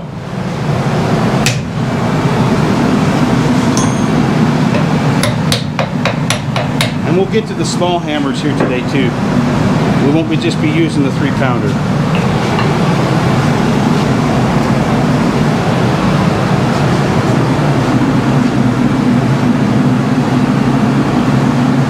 Alright, so there's my edge side. Couple hits, starts to mushroom out, come down, get closer to your piece so you can get forward leverage. Put that right on your hip or your thigh.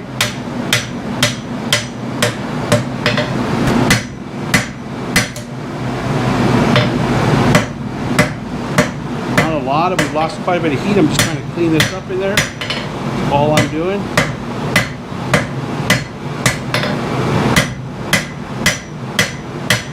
Choked really high up on my hammer.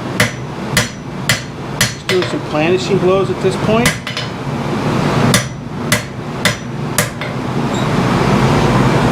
Starting to look like a knife.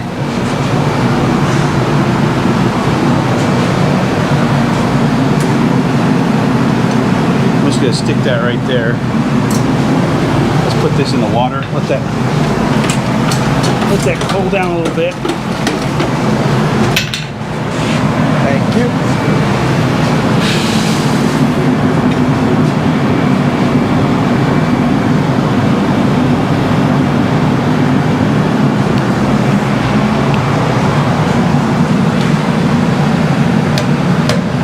You want to angle your hammer this way.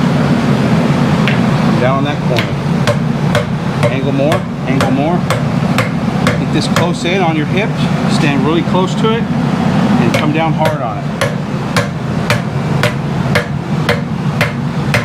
Okay, now go to the flat, hammer that down. Alright, back to the freaking, there you go. Throw it back in there.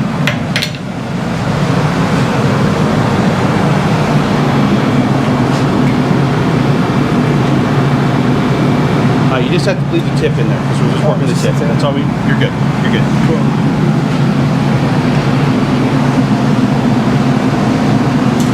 Since we're just working the tip in there, we don't need like all of it. Yeah. Alright.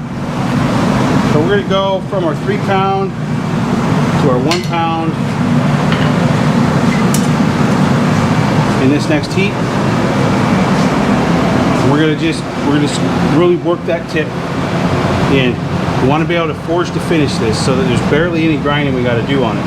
We just hit it with the we basically hit it with the Scotch-Brite belts and we put a bevel on it and we're done. It has all the work in it. It's shiny where it needs to be shiny. It's pitted, all the work, all the mistakes too, so you can see it. We don't want to grind all this away. We want it to look like what it is. We want it to either look like it's my 1000th knife and your first knife. Yeah.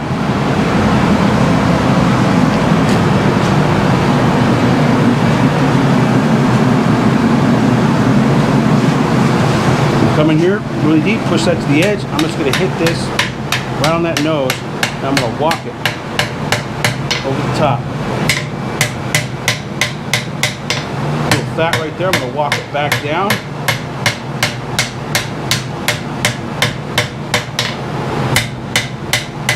Back here, walk it back down.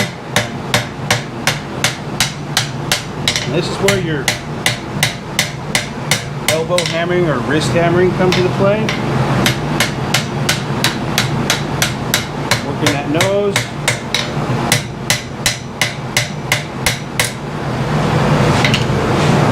And that's what this is where we're gonna be at for a little bit. All right.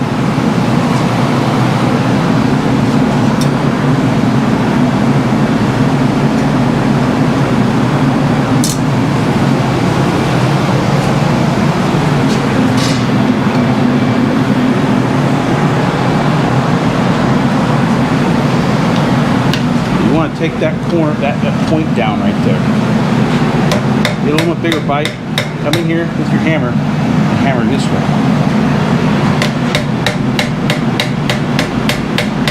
Get that right up on your hip.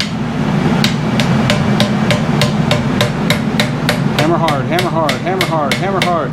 Go to the flat.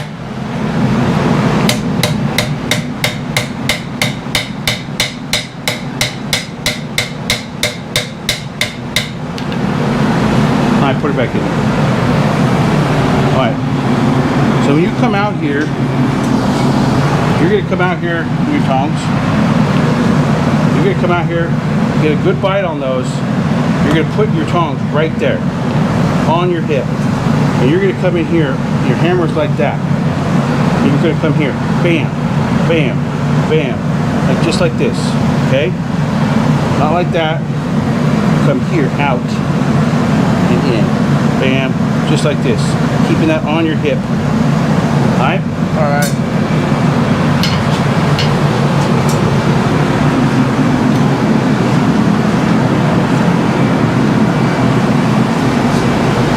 So I don't really need to do that this round, but I'm going to show you right here, just like this. Hang it over the edge a little bit. You upset it. Come back in here. Come down the anvil. So I can move a lot of steel with this little hammer.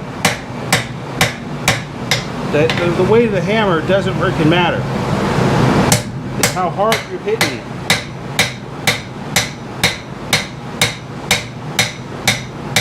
I can move a lot of steel with this little hammer.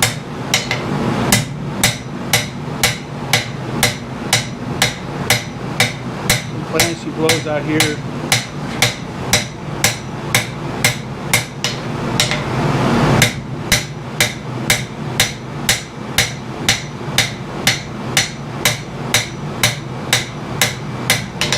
And this is why annealing it is so important, because we're basically kind of work hardening this a little bit. We're not hitting it super cold, we're just trying to keep it from inclusioning on our edge, folding over. Planishing blows are not forging blows. They're just straightening blows, flattening blows. That looks too bad. Seems pretty good. But you can move a lot of steel with that little hammer. Yeah. I think that one's pretty well done right there. So that's what you got to work towards. Cool. But you really got to get that corner upset into itself.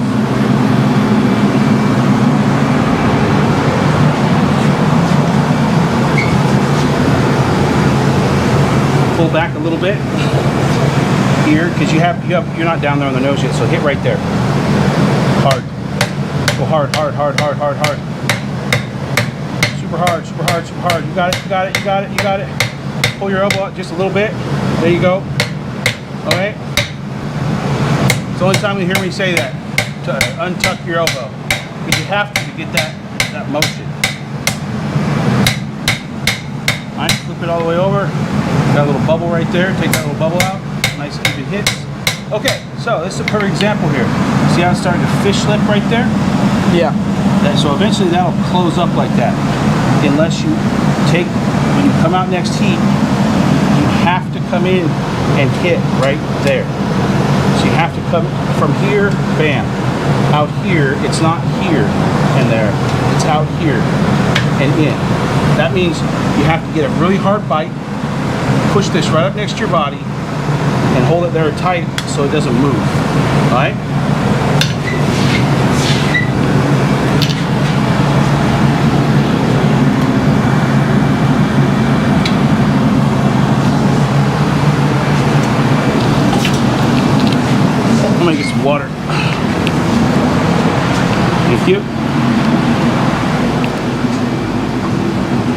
That's right. Avoid the fish mouth.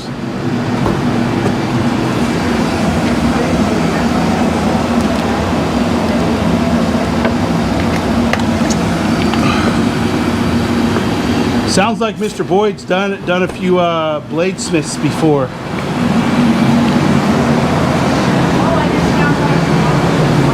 The guy that's been commenting up there sounds like he's worked the hammer a time or two. Yeah. All right, you're ready to go. All right.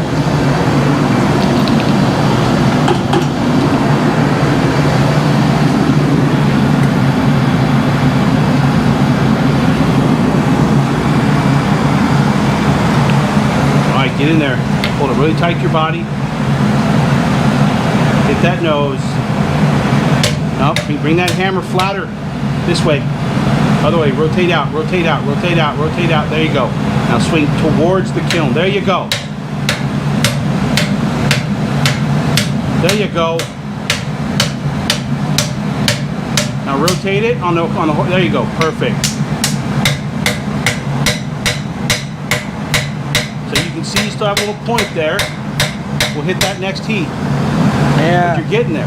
You're getting there. Woo! It's starting to look like a little knife. Get there. Yeah.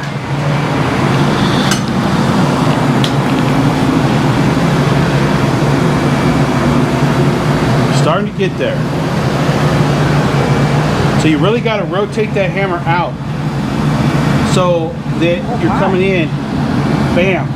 Like here, you're almost cupping it underneath your arm, and that hammer handle is either coming to this side or that side of your, and you're whacking. You're trying to pick that freaking nose up and upset it back into itself, because you do not want it closed down on that tip, or we will be grinding that tip completely off. Yeah. And the more we forge it, the longer that inclusion gets. And you may have, wow, this knife looks really good, but there's a freaking 1 inch freaking inclusion in there you completely got to cut off. Yeah. That would be sad. It gets frustrating. Yeah. All right, go ahead.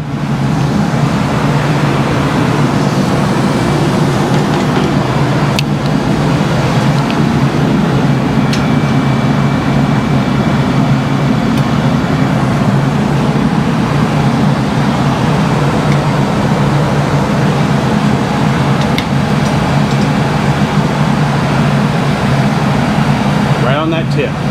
Yeah. There you go. There you go. Now go to there you go. Take out the mushroom. Go back to the tip. Keep on going. Rotate the knife towards you on the horizontal. Towards you. Towards you. Go flat towards you. Other way. There you go. Hit that side. There you go. Put it back in there. Looking a lot better. We're getting there.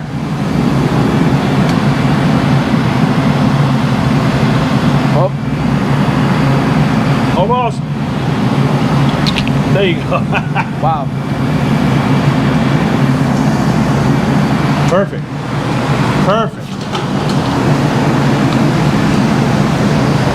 That's starting to look, taking the shape of a knife. It's getting there. Absolutely.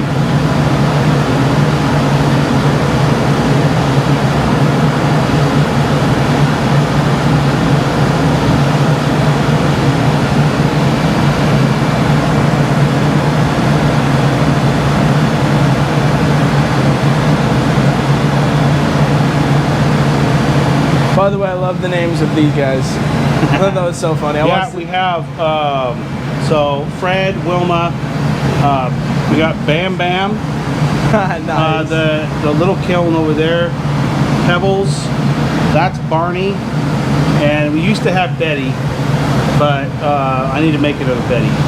I watched the video where you guys got that one and tested it out. That was pretty cool. Yeah, that thing's nice. It's nice to have. Oh, it's that big boy. Oh, Bear, knock it off. Quit being a scaredy cat and come to the shop the normal way. Don't go through there. You're gonna knock over everything. Bear. Bear. No, go the other way. You want to come in and say hello, go the other way. All right, you're good.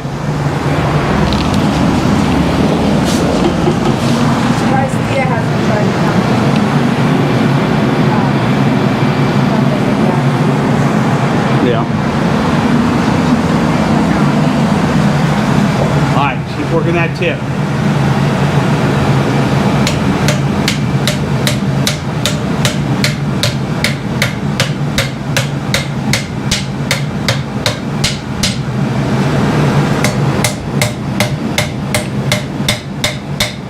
Put her back in there.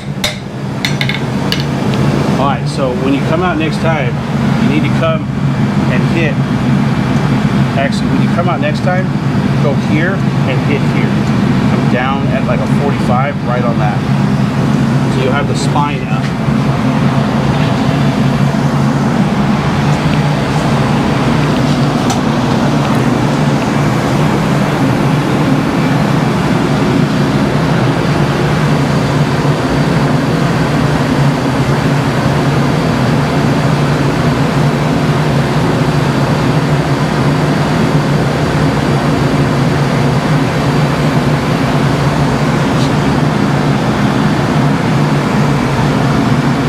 Take her out, whack her on that spine. Go ahead. Alright.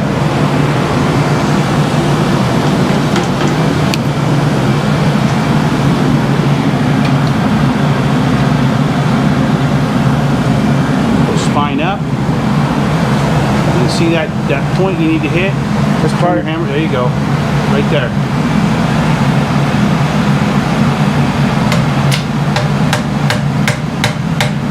Alright, go to the flat,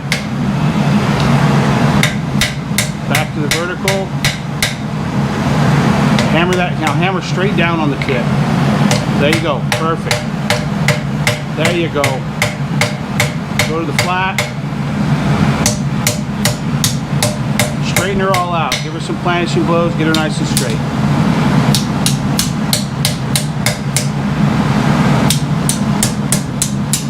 Alright, now we just need to take and do those same freaking hits.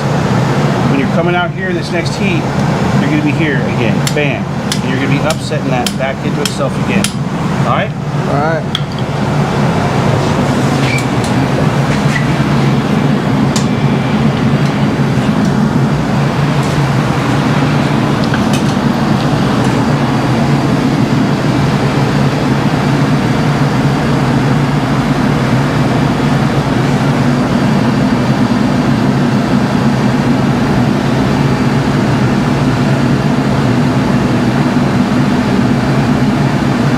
I just realized that's a hair dryer.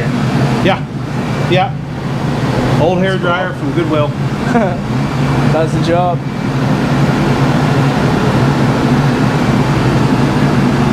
Alright, you're good to go. Try not to waste the heat. Make sure you get all the hits you need to hit. Hold on. Hold on. There we go. So you know what you got to do. You just bring it out, get a good bite before you leave the forge. Get a nice deep bite before you leave the forge. Maybe. There you go. Come in there, get really close, push it out there, lift your fucking tong handle. There you go.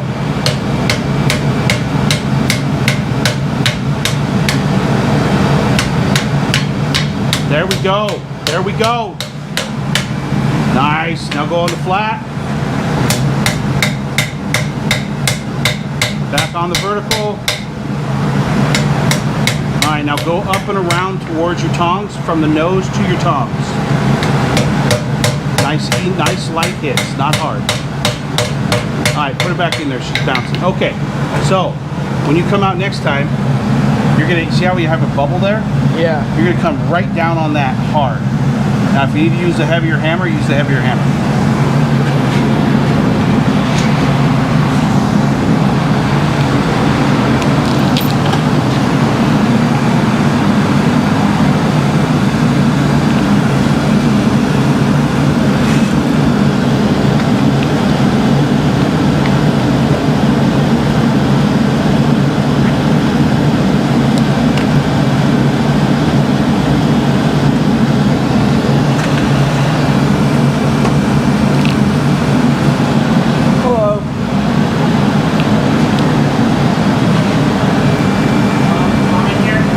Yeah.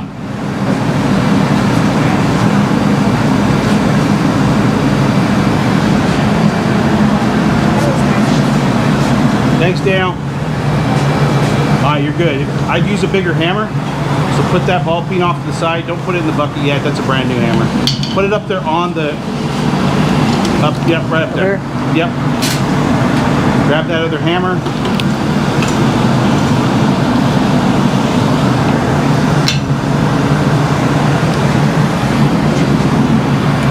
You're gonna come straight down.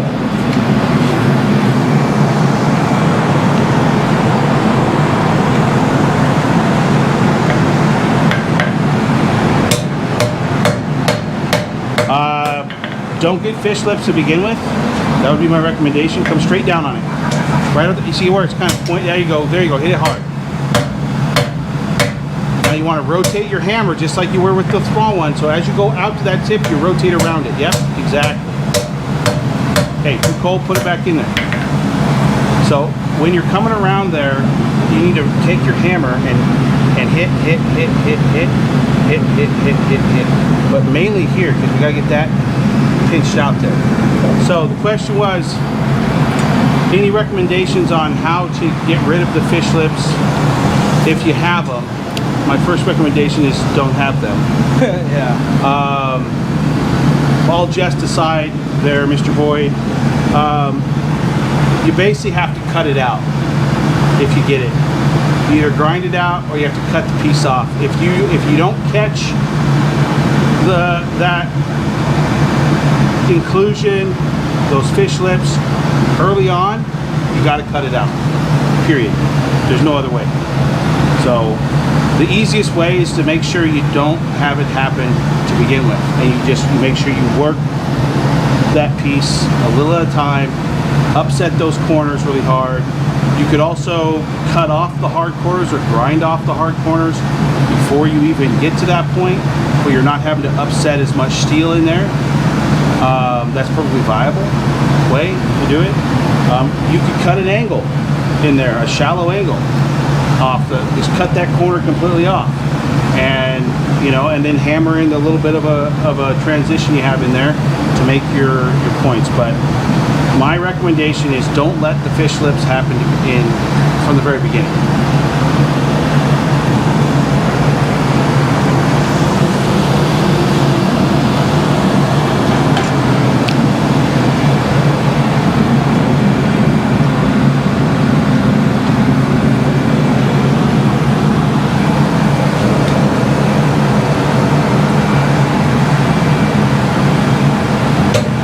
Hit it hard. Hit it hard. Hit her hard, Nick. Hit her hard. Come on, you got it. Alright, now go back to hitting it soft. There you go, perfect. Recognize that. That's good. Right, put her back in the fire. Looks pretty good.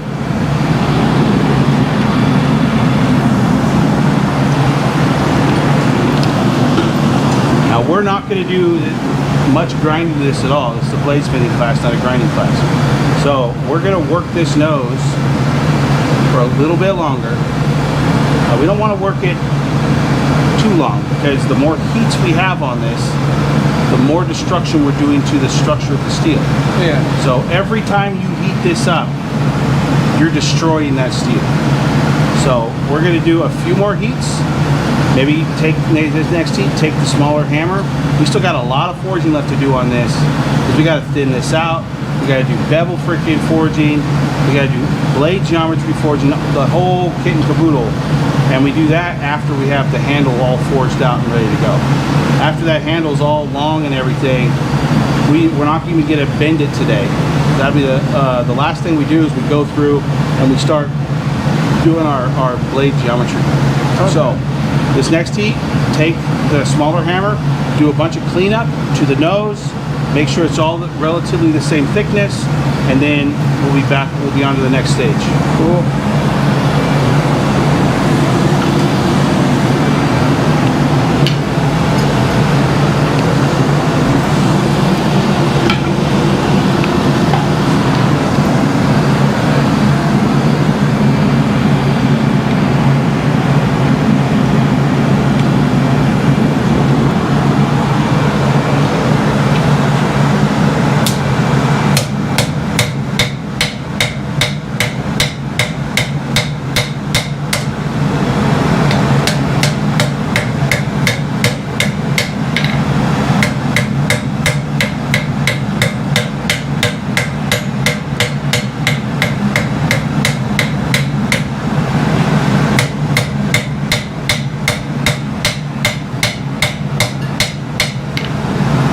when you put it back in, put tang side first.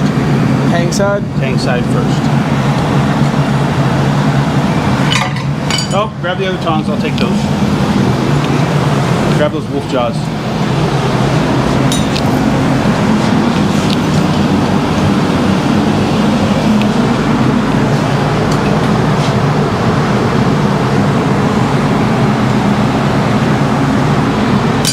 Or keep throwing it around. I'm telling you, you're not a blacksmith or bladesmith until you freaking throw your stuff on the floor. If I can pick it up.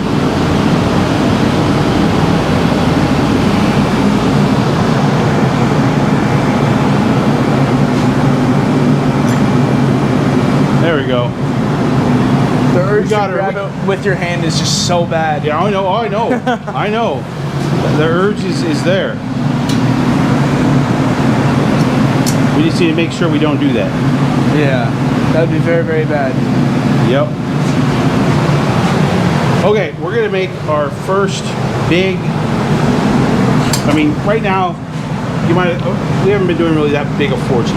Yeah. Right? We have a general shape. We're making our first big decision here, which is gonna dictate the rest of this knife. We're gonna make the point of stop. So, cutting edges are measured from point of penetration to point of first stop. So we're making that decision right now. This will decide how long our blade will be. We got a nice ruler right here. I always freaking, to make sure I have enough in the tang, I always go short. So, you know, I'm gonna say a 4-inch knife is a good knife. You know, you don't need anything bigger than that. Yeah. You know, a 3-inch knife is a good knife. You don't need anything bigger than that. We could probably get easily a nice, good freaking working blade, little camp freaking knife out of this piece with a 4-inch, 4.5 to 5-inch blade. So we're gonna come in here and we're just gonna eyeball this and go, all right, that's about 5 inches. So that's what we're gonna be at. We're gonna freaking go right there for our finger catch. That is gonna dictate how long the blade is from this point on. Cool. And we are going to use, we're not even gonna use the horn because we want a small piece. We don't want a big piece. We use the big hammer. The big hammer. Ooh, big hammer.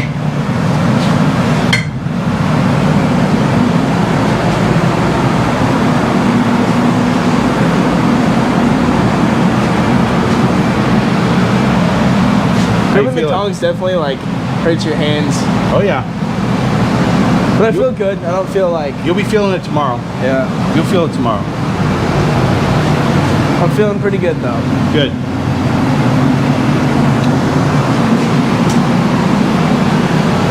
Today's not too bad. It's only 93 in here. Yeah.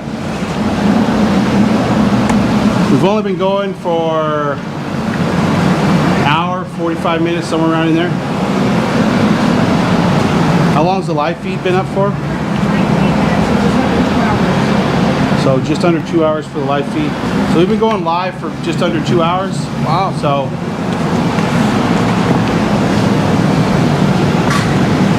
I feel like it's a lot of progress too. what's that? So I feel like I've been making a lot of progress too on it. Yeah. All right.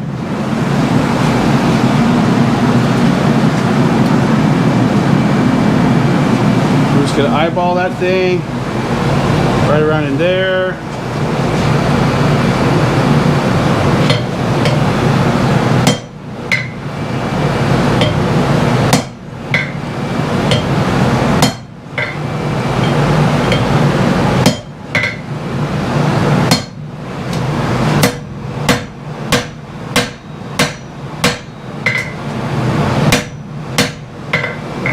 So that knife can get a little bit longer based on the thickness, but not a lot.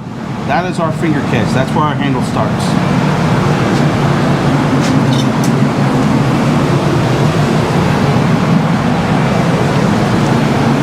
This is also going to dictate basically how much metal we have in our tang to work with.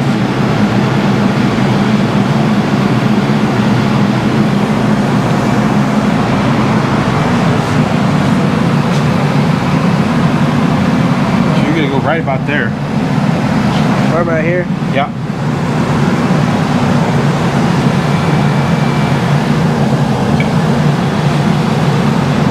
Nope, you hit right on top of it. Gotta hit it hard. Put it back in there, it's just too cold now. Then a little faster. You gotta work quick, my friend, you gotta work quick.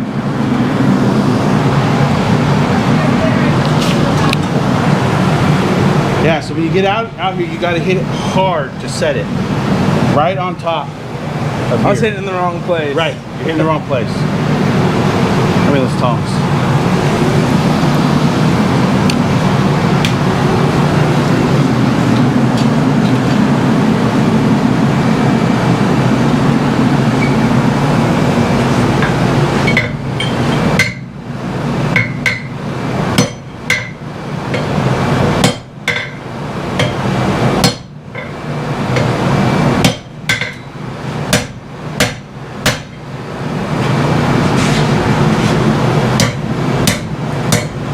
Making it straight again. So that's how much tang material I have to work with then. So when you come out, you put your piece on, you come out, put your piece on, bam, and you're gonna come up here and you're gonna hit, boom, hard, right on top of here, okay? Okay.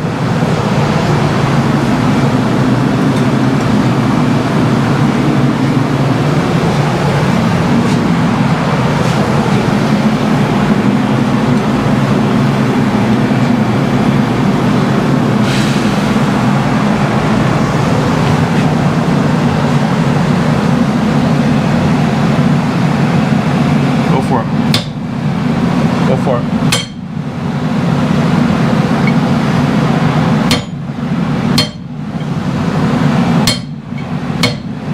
Alright, you got a little mark there. Hey. That's sorry, good. man. That's good. That's okay. Getting there. You're getting there. I'm gonna get a little ahead of you.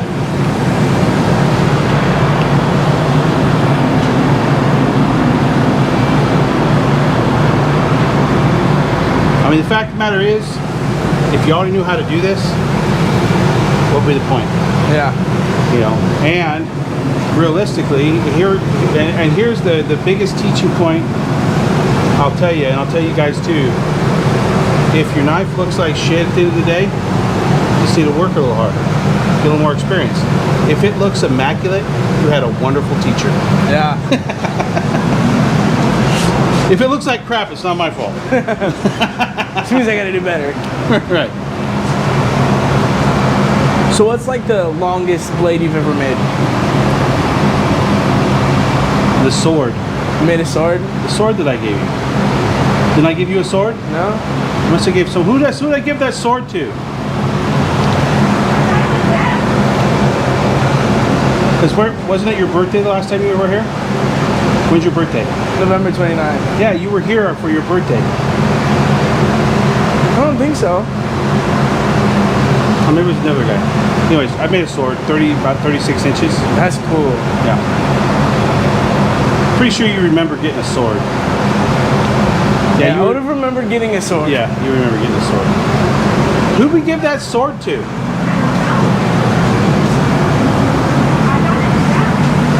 I thought it was him too. Huh. Oh well. That's still cool though. Okay, so you're still here. I'm gonna pull out. I'm going on the horn this time. Cool.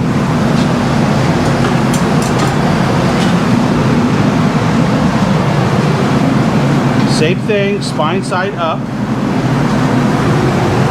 Over here. And I'm gonna set this right in here. We're gonna set that transition from our finger catch, our finger choil.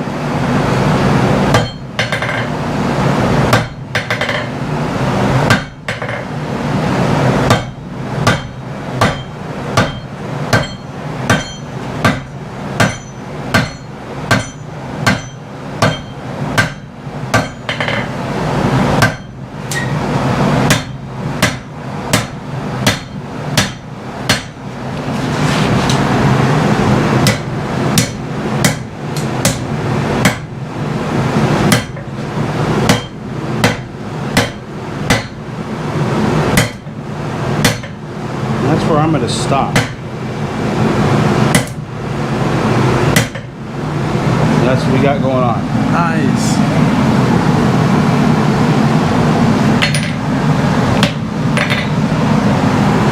So you need to get there.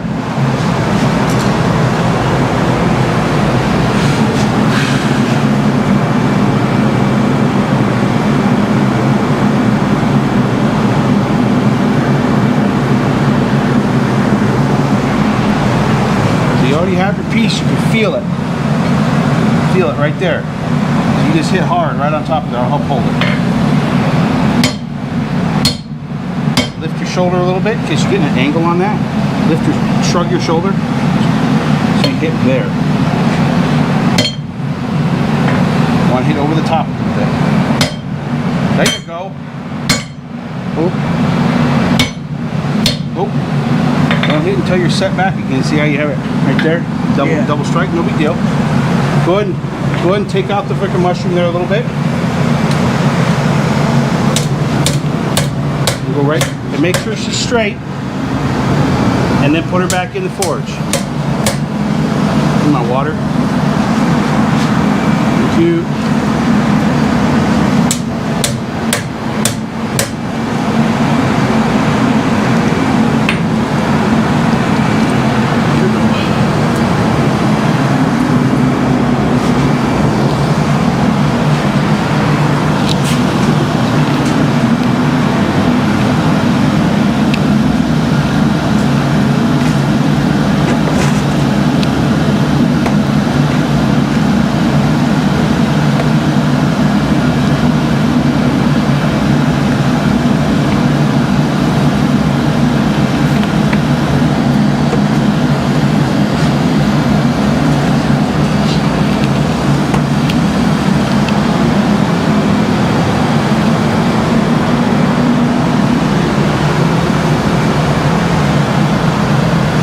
So we're building in so much stress into this metal that if we didn't anneal it, it would be trash. It would be harder, it'd be brittle, even after we tempered it. You know, that's another thing too, is we have 4 hours of tempering that has to be done on this. And it's literally put the piece in, wait 2 hours. Take the piece out, let it cool 10 to 15 minutes. Put the piece back in, wait another 2 hours. And so we have initial annealing, which we'll do today. We have another annealing, which will be done Tuesday, because we're not done forging this yet. As we'll get this close today. We'll get this drawn out. Get all forged back up. We're going to put compound bends in it and possibly a wrap in these. So there's more stress built in to the handle, and then we have to quench these. You know, so there's so much time of just doing nothing. Yeah. That's into bladesmithing, where annealing is 24 hours, 12 to 24 hours. You know, tempering is a total of 4 hours. You know, if we were tempering these at different freaking temperatures, that's 8 hours. We want 4 hours for one, 4 hours for another. But we're tempering all at the same temperature, so, and, you know, we're not going to worry too much about it. You know, so, you know, it's just, and then we're going to have cleanup and grinding. That's an hour and a half, 2 hours. So, realistically, you know, the hours that I keep on thinking about this, the hours that you're tempering, but we're not doing anything. Yeah. That's still hours. Still time. The hours that you're annealing. Technically, you can get this done a day, temper it, and be done because it has a 24-hour cycle on it. Yeah. You know, it's in the freaking kiln for 24 hours. That's still part of the product. It's still part of your product. So, I would not suggest the biggest thing you need to, if they ask you what's the biggest thing you learned from this experience, I would say managing my time a little better. Because I would have liked to have, it'd be better if we had back-to-back days today, like today and tomorrow, Yeah. that's not possible. And so it'd be really cool if we could do that, because then we'd be done. Yeah. And we might be able to get done Tuesday, I think. You know, we're gonna have. We'll see how much forging we end up actually doing on Tuesday. We may not need to do any kind of hammer forging. It's just bends. Yeah. And so with the bends in there, we may not have to do that annealing. We may just do a normalization. That might be the way to go. Heat it up after we get the bend in there. Heat it up, normalize it, let it frickin' come down. If we get the majority of our forging done today, to where all we have left to do is the scroll work on Tuesday, that means we have a 24-hour freaking anneal that has to be done. It's not like, oh, you can if you want to. No, this has to be done. Yeah.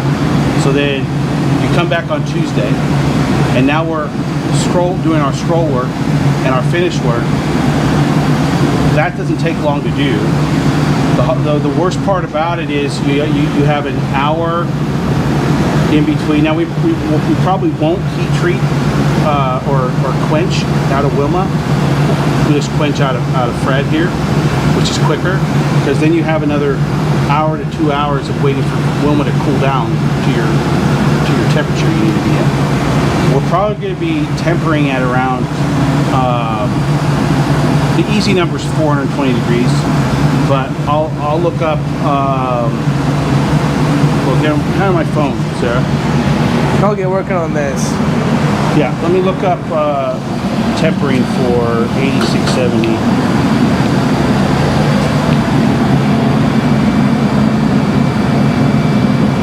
I have my metallurgist's handbook, but it is hard to read and it's translated from Russian.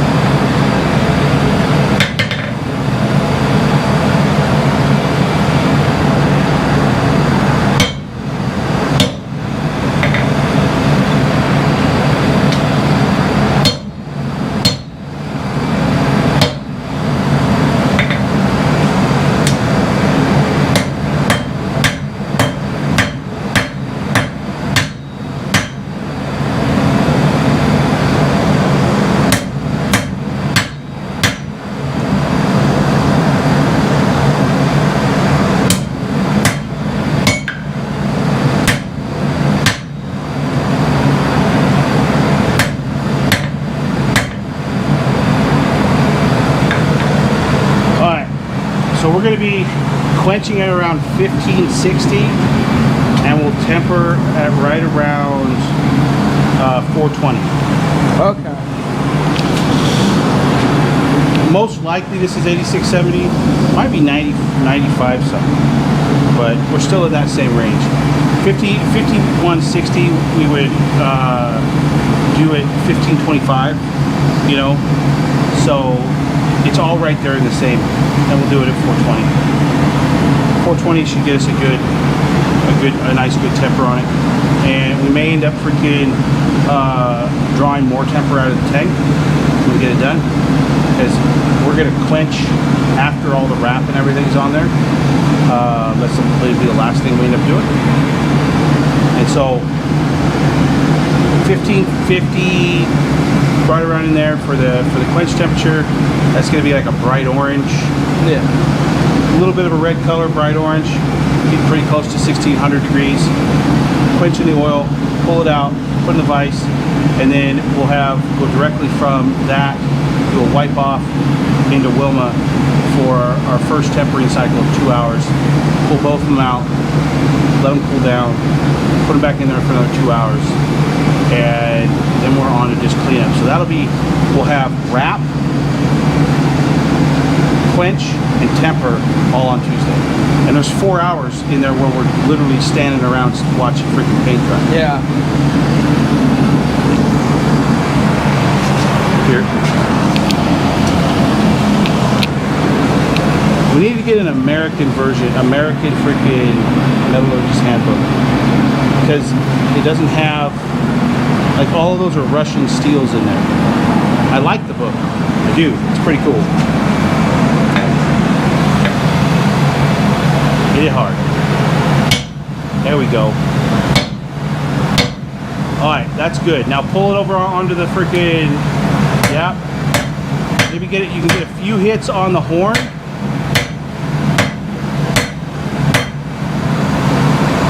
Put her back in there and let's I want to use the wolf jaws to pick that up. For what? Use the wolf jaws.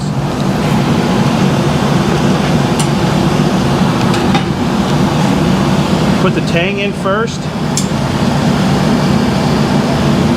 This next heat, you're going to be on the horn. Tang in first.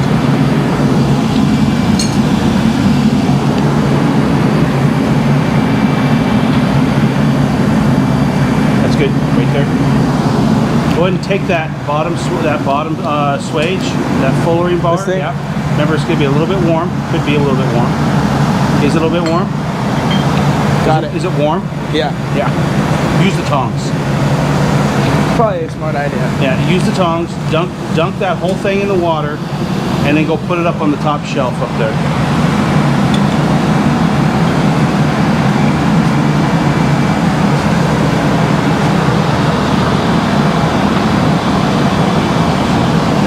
You said top shelf? It's right there where the other tools are up there. This guy? Yep.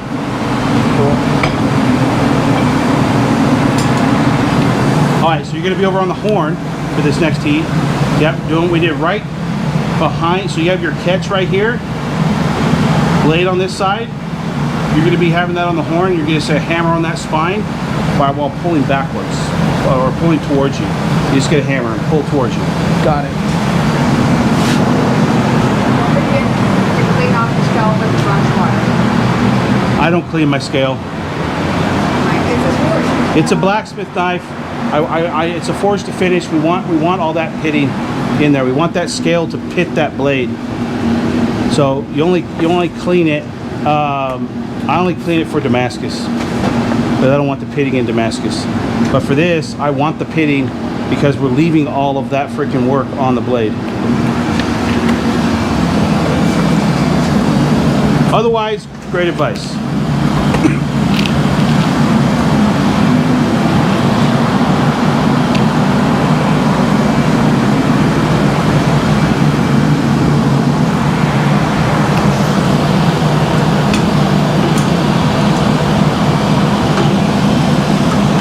There they are.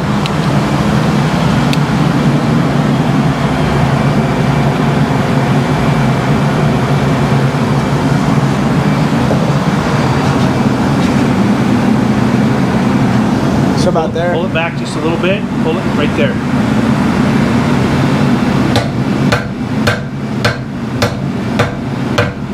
Hit it hard.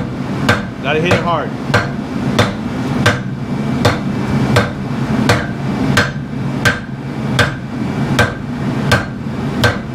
Alright, put it back in there.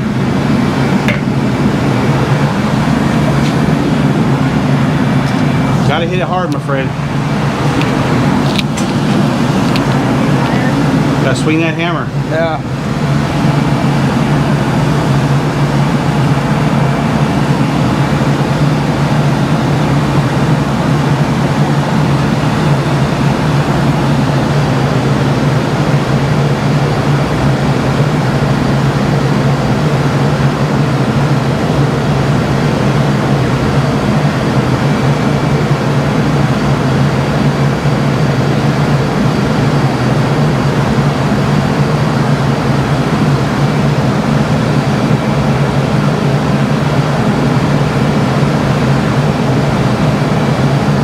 Pull her out. Do it again.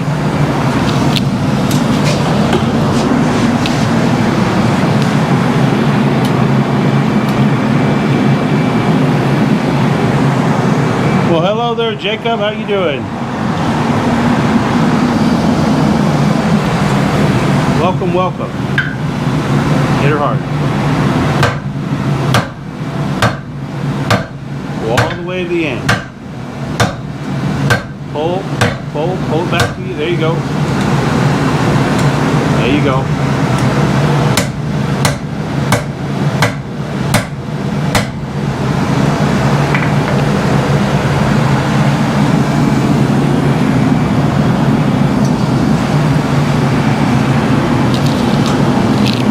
I can definitely tell I'm slowing down on the, I'm straightening it out. You're getting tired. Yeah.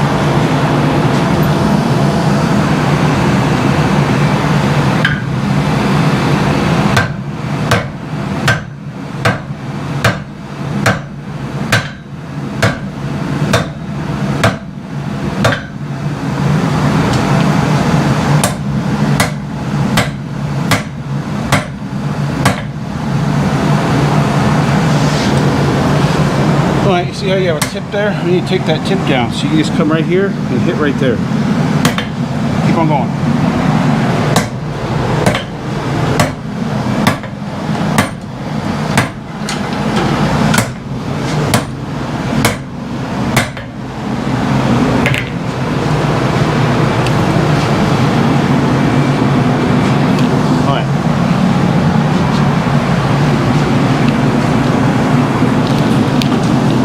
Have some fun here.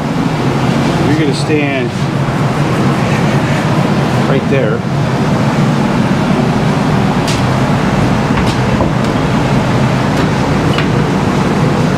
Wow.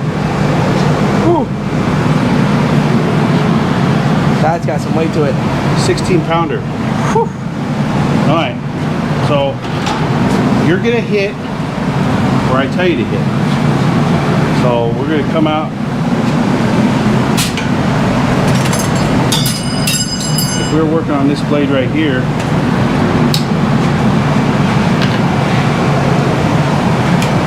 I'm going to tell you to hit there, you hit there. So go ahead and, so it's not a huge swing. So what I want you to do is this right here. So you're going to hold your hammer, you're right-handed, you're going to hold it, you're going to be this, it's just bam, it's just this. All the swing you do. Cool. You don't do that. It's just, it's here, you push down, bam, bam. This is just your pivot. Bam, bam, okay?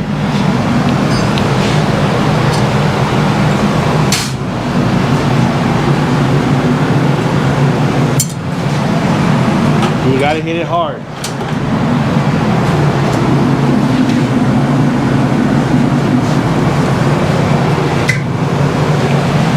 Right here. Go ahead. You gotta move the thing out of the way so I can get a hit on here. Just pick it up. Don't do that. Pick it up, go down with it.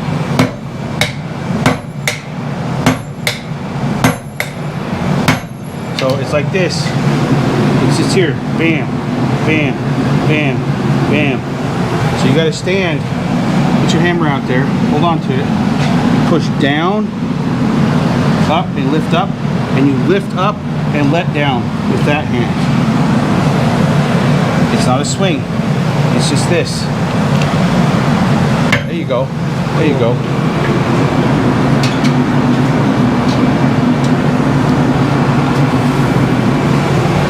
Alright, ready? Here we go. Get a good square thick hit on there, come on. Hit right where I tell you to hit it.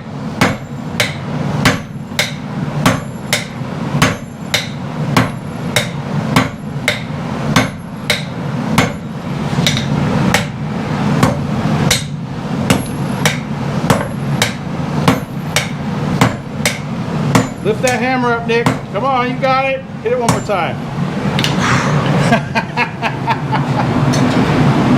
Get a nice workout. All right, we're going again. You ready? Yeah.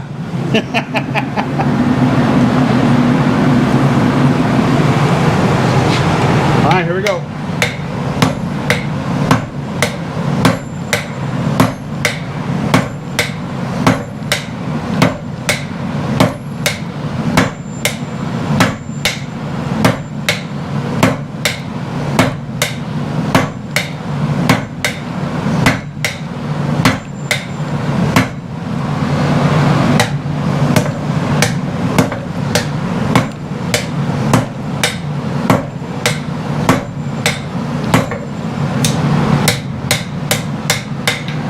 You can put the big guy down.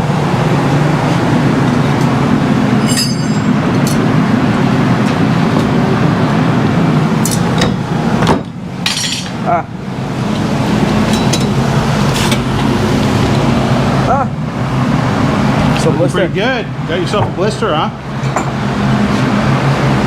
We have You're working hard. That's right. Whew.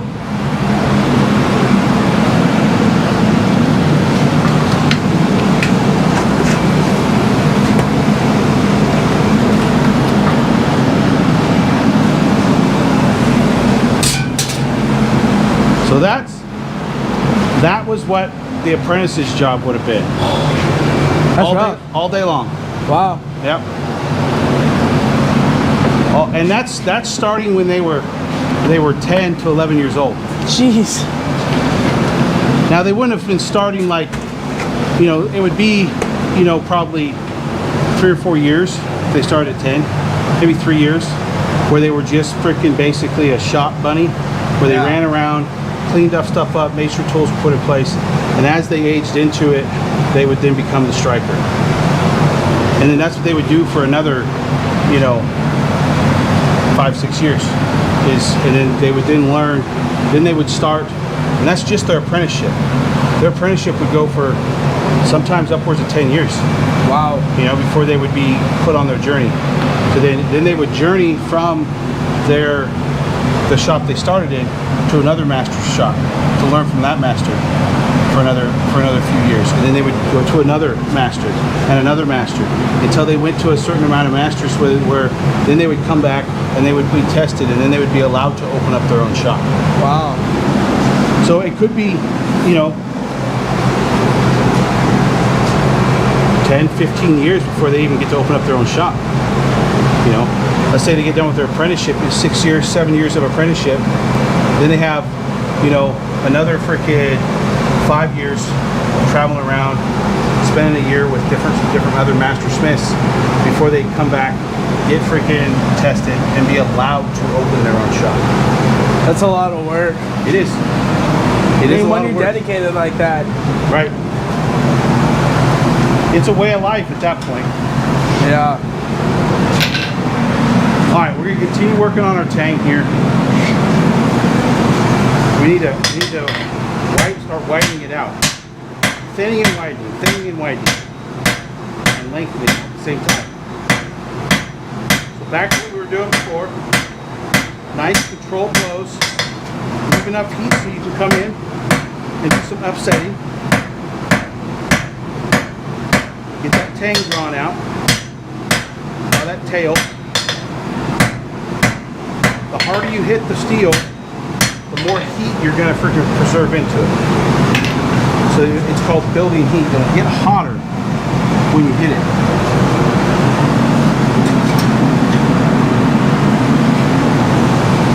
You okay? Yeah, got a nice little blister. Yeah, well, let me know.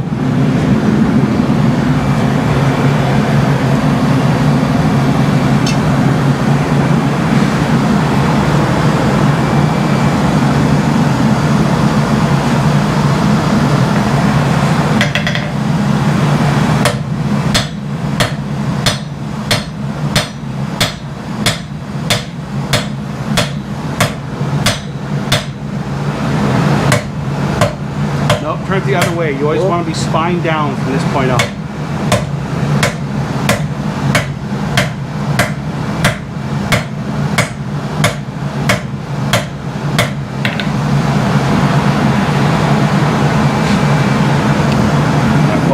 grind down from this point on. And we're making the points at which the hand freaking contacts the knife.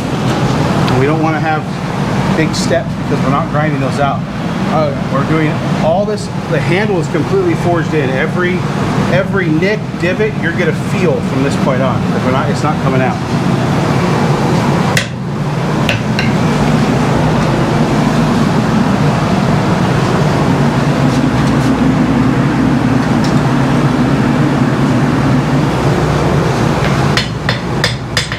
The only way you go spine up is if you're coming over here and doing this right here.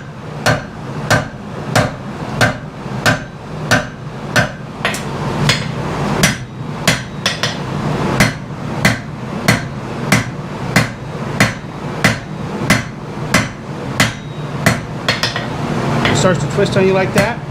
Put a little chamfer in there on the corner, pushes everything back to center. Come back on that flat and knock it back into center line. Or back in center.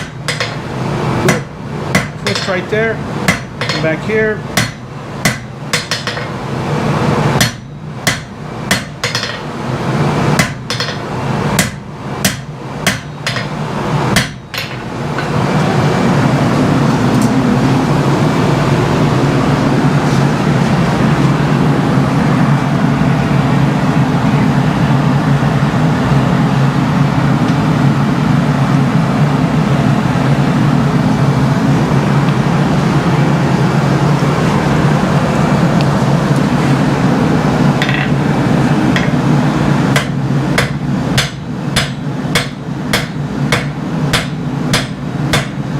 Widen that out. Get it really wide. You gotta hit it hard. Swing that hammer, buddy. Okay, flip it all the way over. There you go.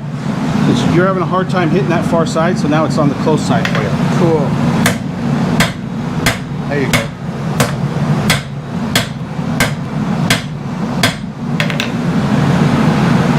It's okay.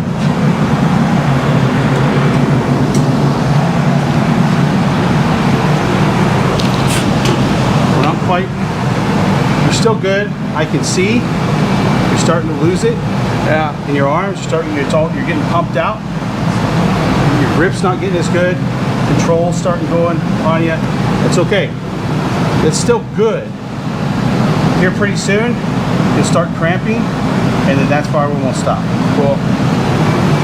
And the cramping doesn't go away.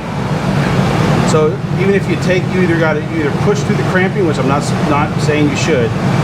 I push until I can't freaking do it anymore, and then I switch hands, and I hold my tongs with that hand as I'm, T-Rexing it over here, and I work my right hand until it freaking starts cramping, and then I'm done. Yeah. So as soon as you get that cramp going on, let us know. We got 3 days. It'd be great if we could get it done in 2, but we have 3 days. So if it's a short day today, we'll still anneal it wherever we're at, because we put a lot of freaking stress into these. Yeah. So we'll anneal it, and then when you come back on Tuesday, you'll be that much better. Plus you'll have a better feel for how that first day really screwed your body up. Yeah. I would keep a diary of it for your presentation, because that's huge. That's a huge deal. When Court was here, I made him drift a few eyes, but we mainly used the press for his project, or it was going to take a week of him trying to, punch an eye. Yeah. So, but with yours, we're not using the press at all. No. It's all freaking muscle. Yeah.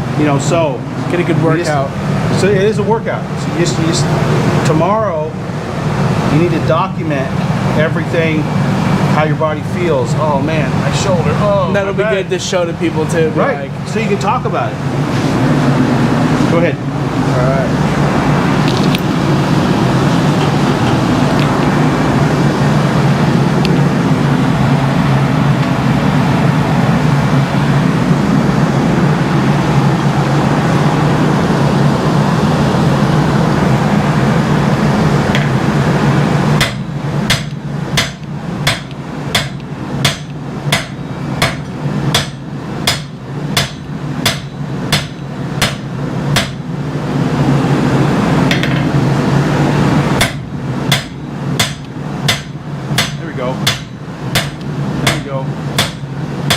That was a good heat. Put it back in there. That was a good heat. Good heat.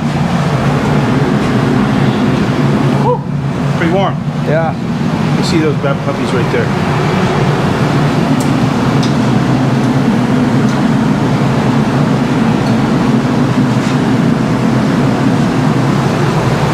So we're about a 1/4 inch thick right now.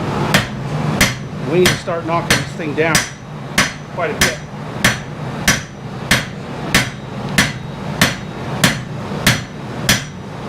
So I'm using my heat a little more efficiently. See how it's building out there?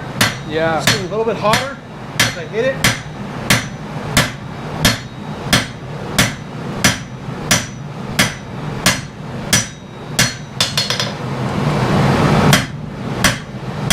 We're probably closer to 3/8. We're about a 1/4 inch now, I think. Maybe slightly under.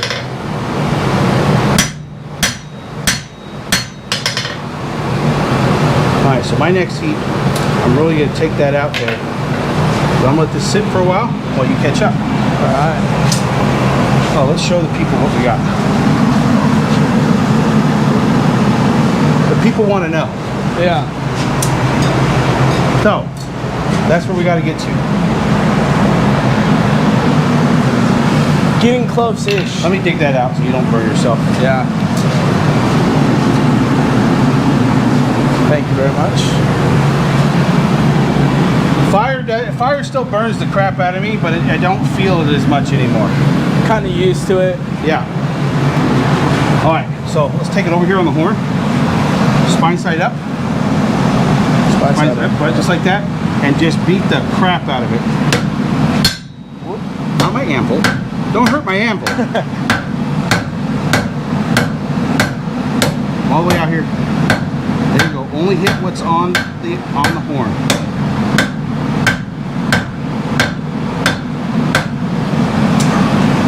Breathe. Breathe. Yeah. You started out good. Okay, straighten her out. All right, now bring her over here, like off the edge here or something. Come right like there. Just tap her right there. Keep on going. Keep on going. That's good. Tap her right there. Bam. Okay. Throw her back in there. I can feel it through the tongs. You know, the strong, strong. Oh, Yeah. oh, oh. Make sure you tie your shoe too, bud. Yep. Would not want to trip and fall. Don't want to trip and fall.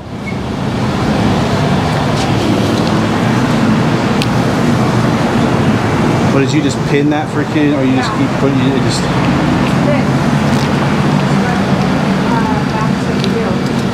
Noise. Here. See, Mac, I do listen. Okay.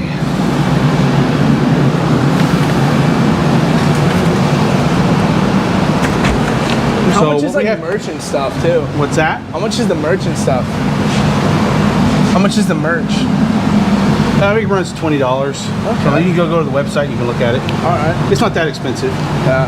Not what I usually buy. I buy What's that? when I get like a little money, I Yeah. like to buy expensive hoodies. So we have the tang here to do. It has to be drawn out into a point, refined. This, we have a lot of freaking refinement left to do on the blade here. That has to be drawn out, thinned out, and tapered. We got a lot to do. It is 11 o'clock right now. So,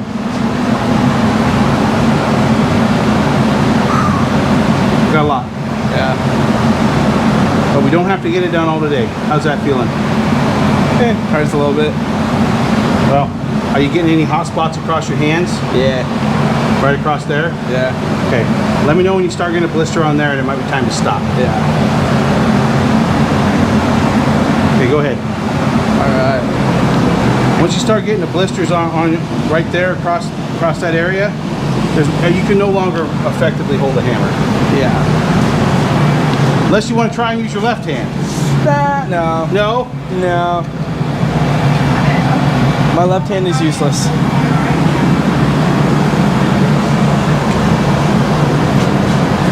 All right, come up on the vert right here and just start hammering that out.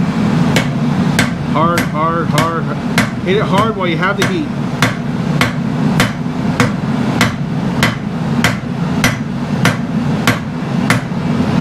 All right, right down the end. Right down the end. Be careful. This hammer will try and hit you back. Okay, now turn it. There you go.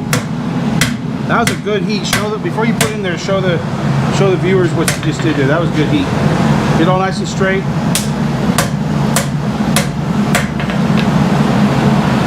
Those that have never done this before will have really no clue about just how tired he is right now. Yeah, your hands start to hurt after a while. Yeah. And it's only going to get worse. It'll only be worse tomorrow. Yay. And it'll be 3 days. So when you come back Tuesday, you'll be in the height of it. It'll be good stuff. Fun. Have a good day to recuperate tomorrow. Yeah, I would suggest getting some like athletic tape. Yeah. On your way home today. Stop by like the Big Five or something up there in Lewiston. It's up there by Staples.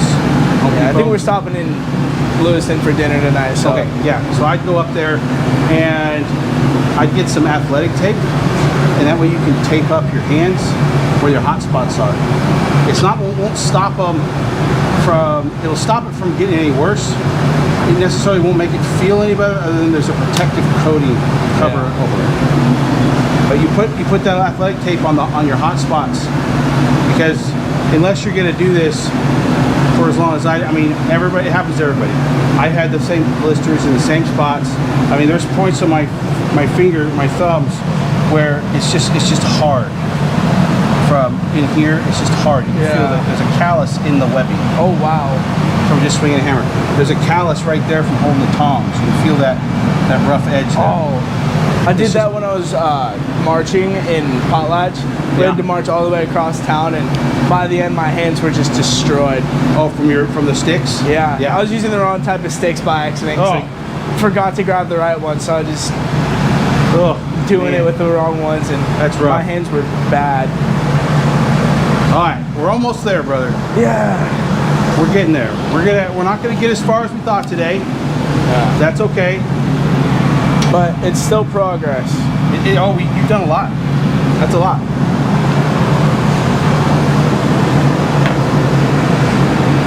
There you go. Stand a little closer to the anvil. It'll change that hammer position and pick that elbow up a little bit. So that means just shrug your shoulder up a little bit. There you go. There you go. There we go.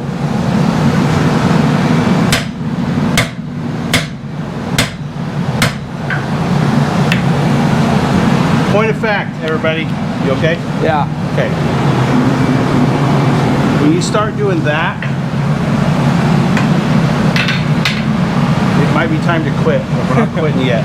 Not quite yet. Still got a little bit left. Not quite yet. We're almost. His hands aren't quite hamburger yet, but they're getting there. Yeah. And that's just the nature of the beast with blacksmithing. It's just how it is.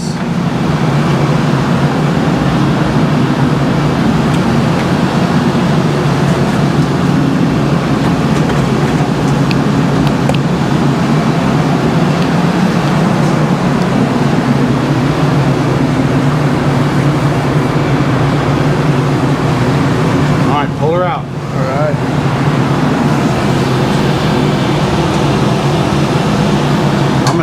I'm gonna start heating this kiln just because.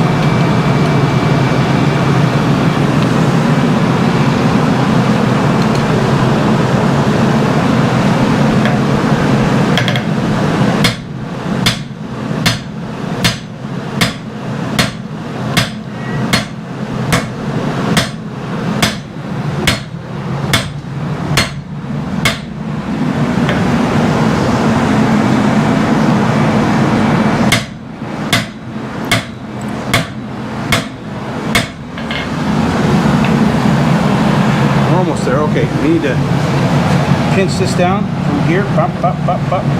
The next heat. Alright, and you start pinching down on a vertical. Folks, we're just about done here. Every hammer heat now, he's shaking his hand out pretty bad.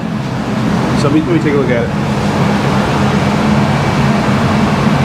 And he's trembling too. Usually doesn't happen. I can see the hot right there. Yeah. That one's probably hurting the worst right now. Yeah. So when you start getting this, Yeah. we only got 1 or 2 more heats left. We only got 1 or 2 more heats left. Finish it out. I go ahead and let your dad know. Yeah. Then you can start heading back. And we'll sit here, talk a little bit, set it down, and but let's get here. We'll do this. You be the master smith. I'll swing. So you grab the piece. I'll swing the hammer. All right. Ooh, that one needs to be soaked. Never mind. You stand over there. Yeah, definitely not. Nope. You're right in front of the camera. Yep, right there. Push back a little bit. Turn on the vertical. Turn on the vertical. Other way. Other way. Pull back.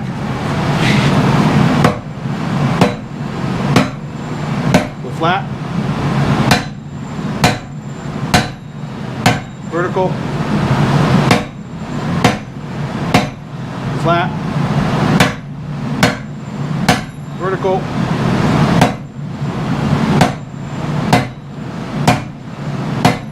Pull them.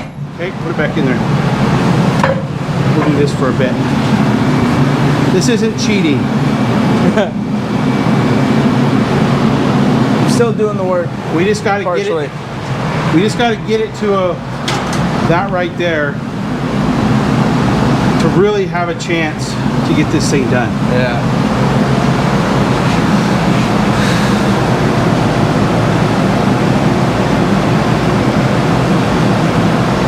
You can't even hold a hammer right now. Yeah. That's okay. War wounds. Yeah. It's okay. Take pictures and show them and be like, guess what? Right. Got hurt. Yeah. You can't leave a blacksmith shop without having a couple wounds. Right. All right, go ahead and pull her out. All right.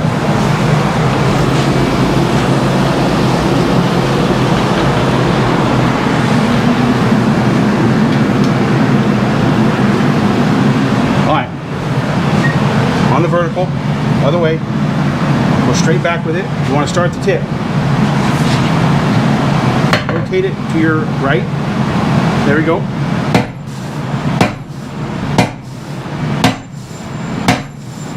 Push it in. Okay, flat.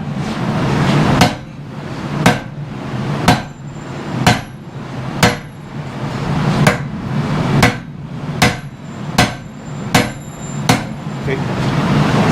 Pull it back a little bit. Okay, rotate it to your right. Push in a little bit. Oh, well, rotate it that way. Too far. I'm trying to hit that right there. So rotate it back towards your left a little bit. Right there. Push it in just a little bit. Okay. Put her flat across here. Oh, stand over here. Put her flat. Yep, there you go. Put it back in there.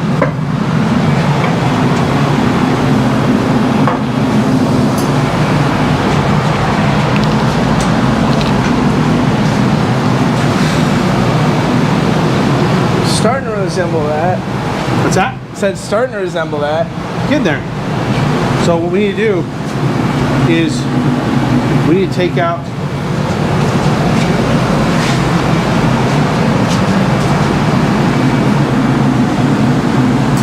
that bump right there going into the blade. Yeah. So what we need to do is we need to take it, have it on the vertical, dip down a little bit right here, and hit that, the hammer. So it kind of kicks that tang, but you want to hit right there. So this will be the last real hand hammer you'll have to do today. Yay. So go ahead and pull that out.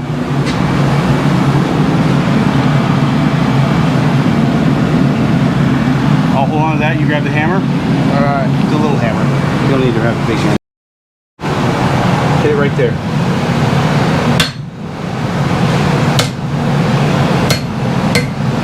Okay. All right. I want you to hammer right here. You just keep the hammer in the one spot. I'll move the piece. Keep the hammer in one spot. Go ahead. All right. Knock out the bend a little bit. Get it right here. Okay. Right there. Right there. And right there. Looks pretty good to me. Yeah. Alright, I'm gonna shut the forge off. We're not done yet, folks. We're gonna give you guys a look here. Now, the only reason we're even stopping is because Nick's hands are not up to the rest of this today. Not cooperating. And which is this is how it is. Yeah.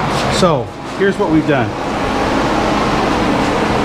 Move you guys over here. Give you guys a peek at this.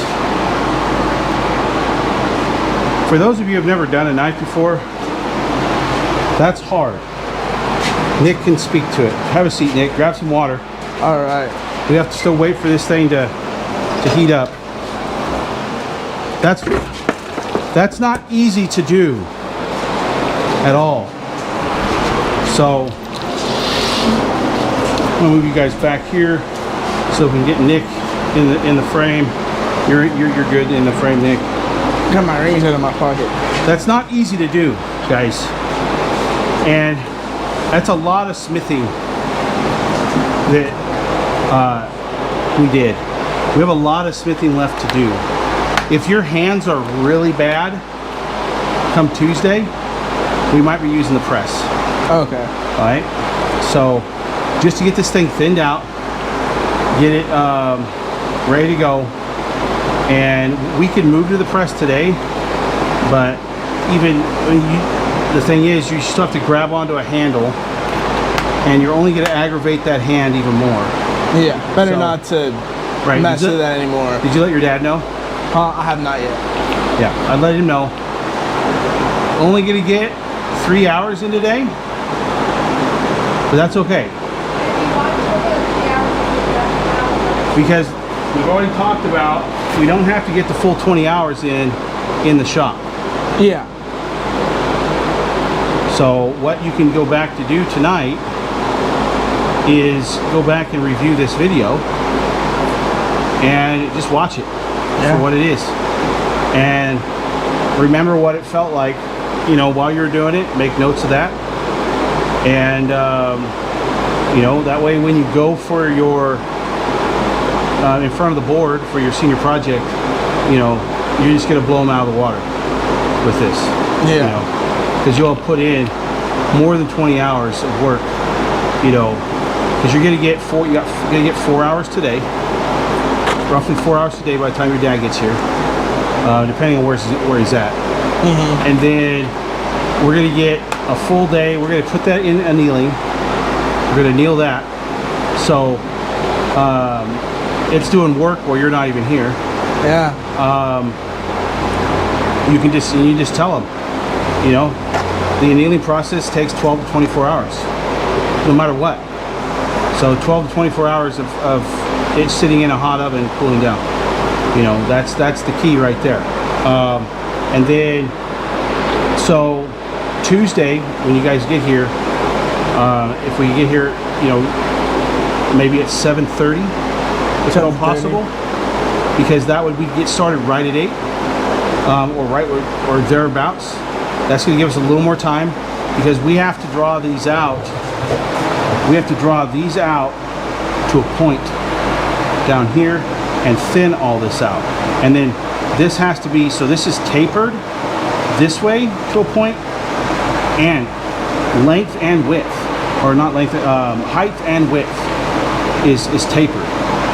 And so then you're distally tapered from the center, from the catch to the tip of the tang, and you're distally tapered from the finger catch to your point.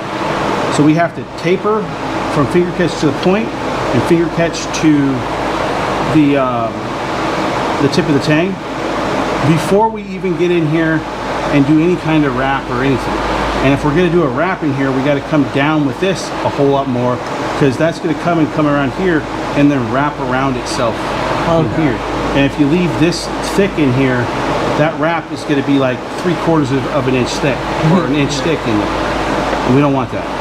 So we got to do a lot more forging on this down here, and then we'll be normalizing from that point on.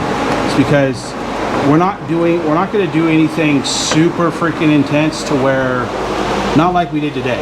Yeah. This annealing is going to take all this stress out that we just put into it.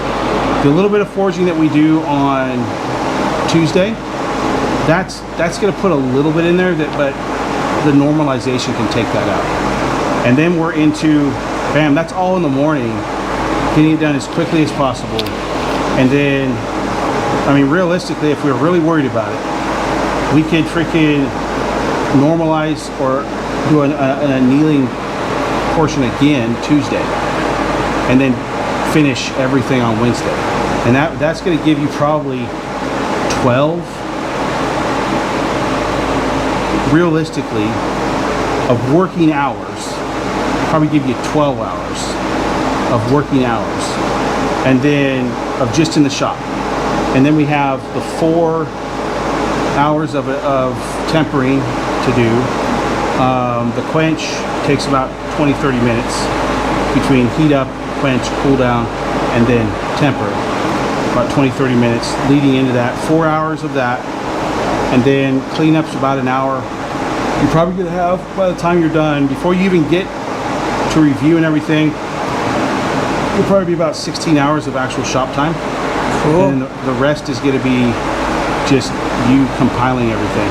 Yeah, review. And then maybe the occasional consultation, you know, watching the video, talking about, you know, what's going on and how you're going to handle everything. So, but yeah, you know, not a bad job, you know, realistically. They're very similar, you know.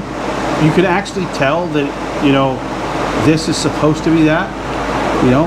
I've had some where it was like, were you even paying attention? Yeah. You know, to what we were doing? And I've actually had some where I've had to kick them out of the shop. Seriously? Yeah, because they didn't want to pay attention. Wow. They thought they knew it all. Paying for a class and then trying to tell me how to do it. Yeah, if you're paying for a class and you're right, and then trying to tell them what to do. And then they had the audacity to ask me for a refund. Wow. Yeah, that was a fun day. It sounds like it. My favorite pastime is kicking people out of things.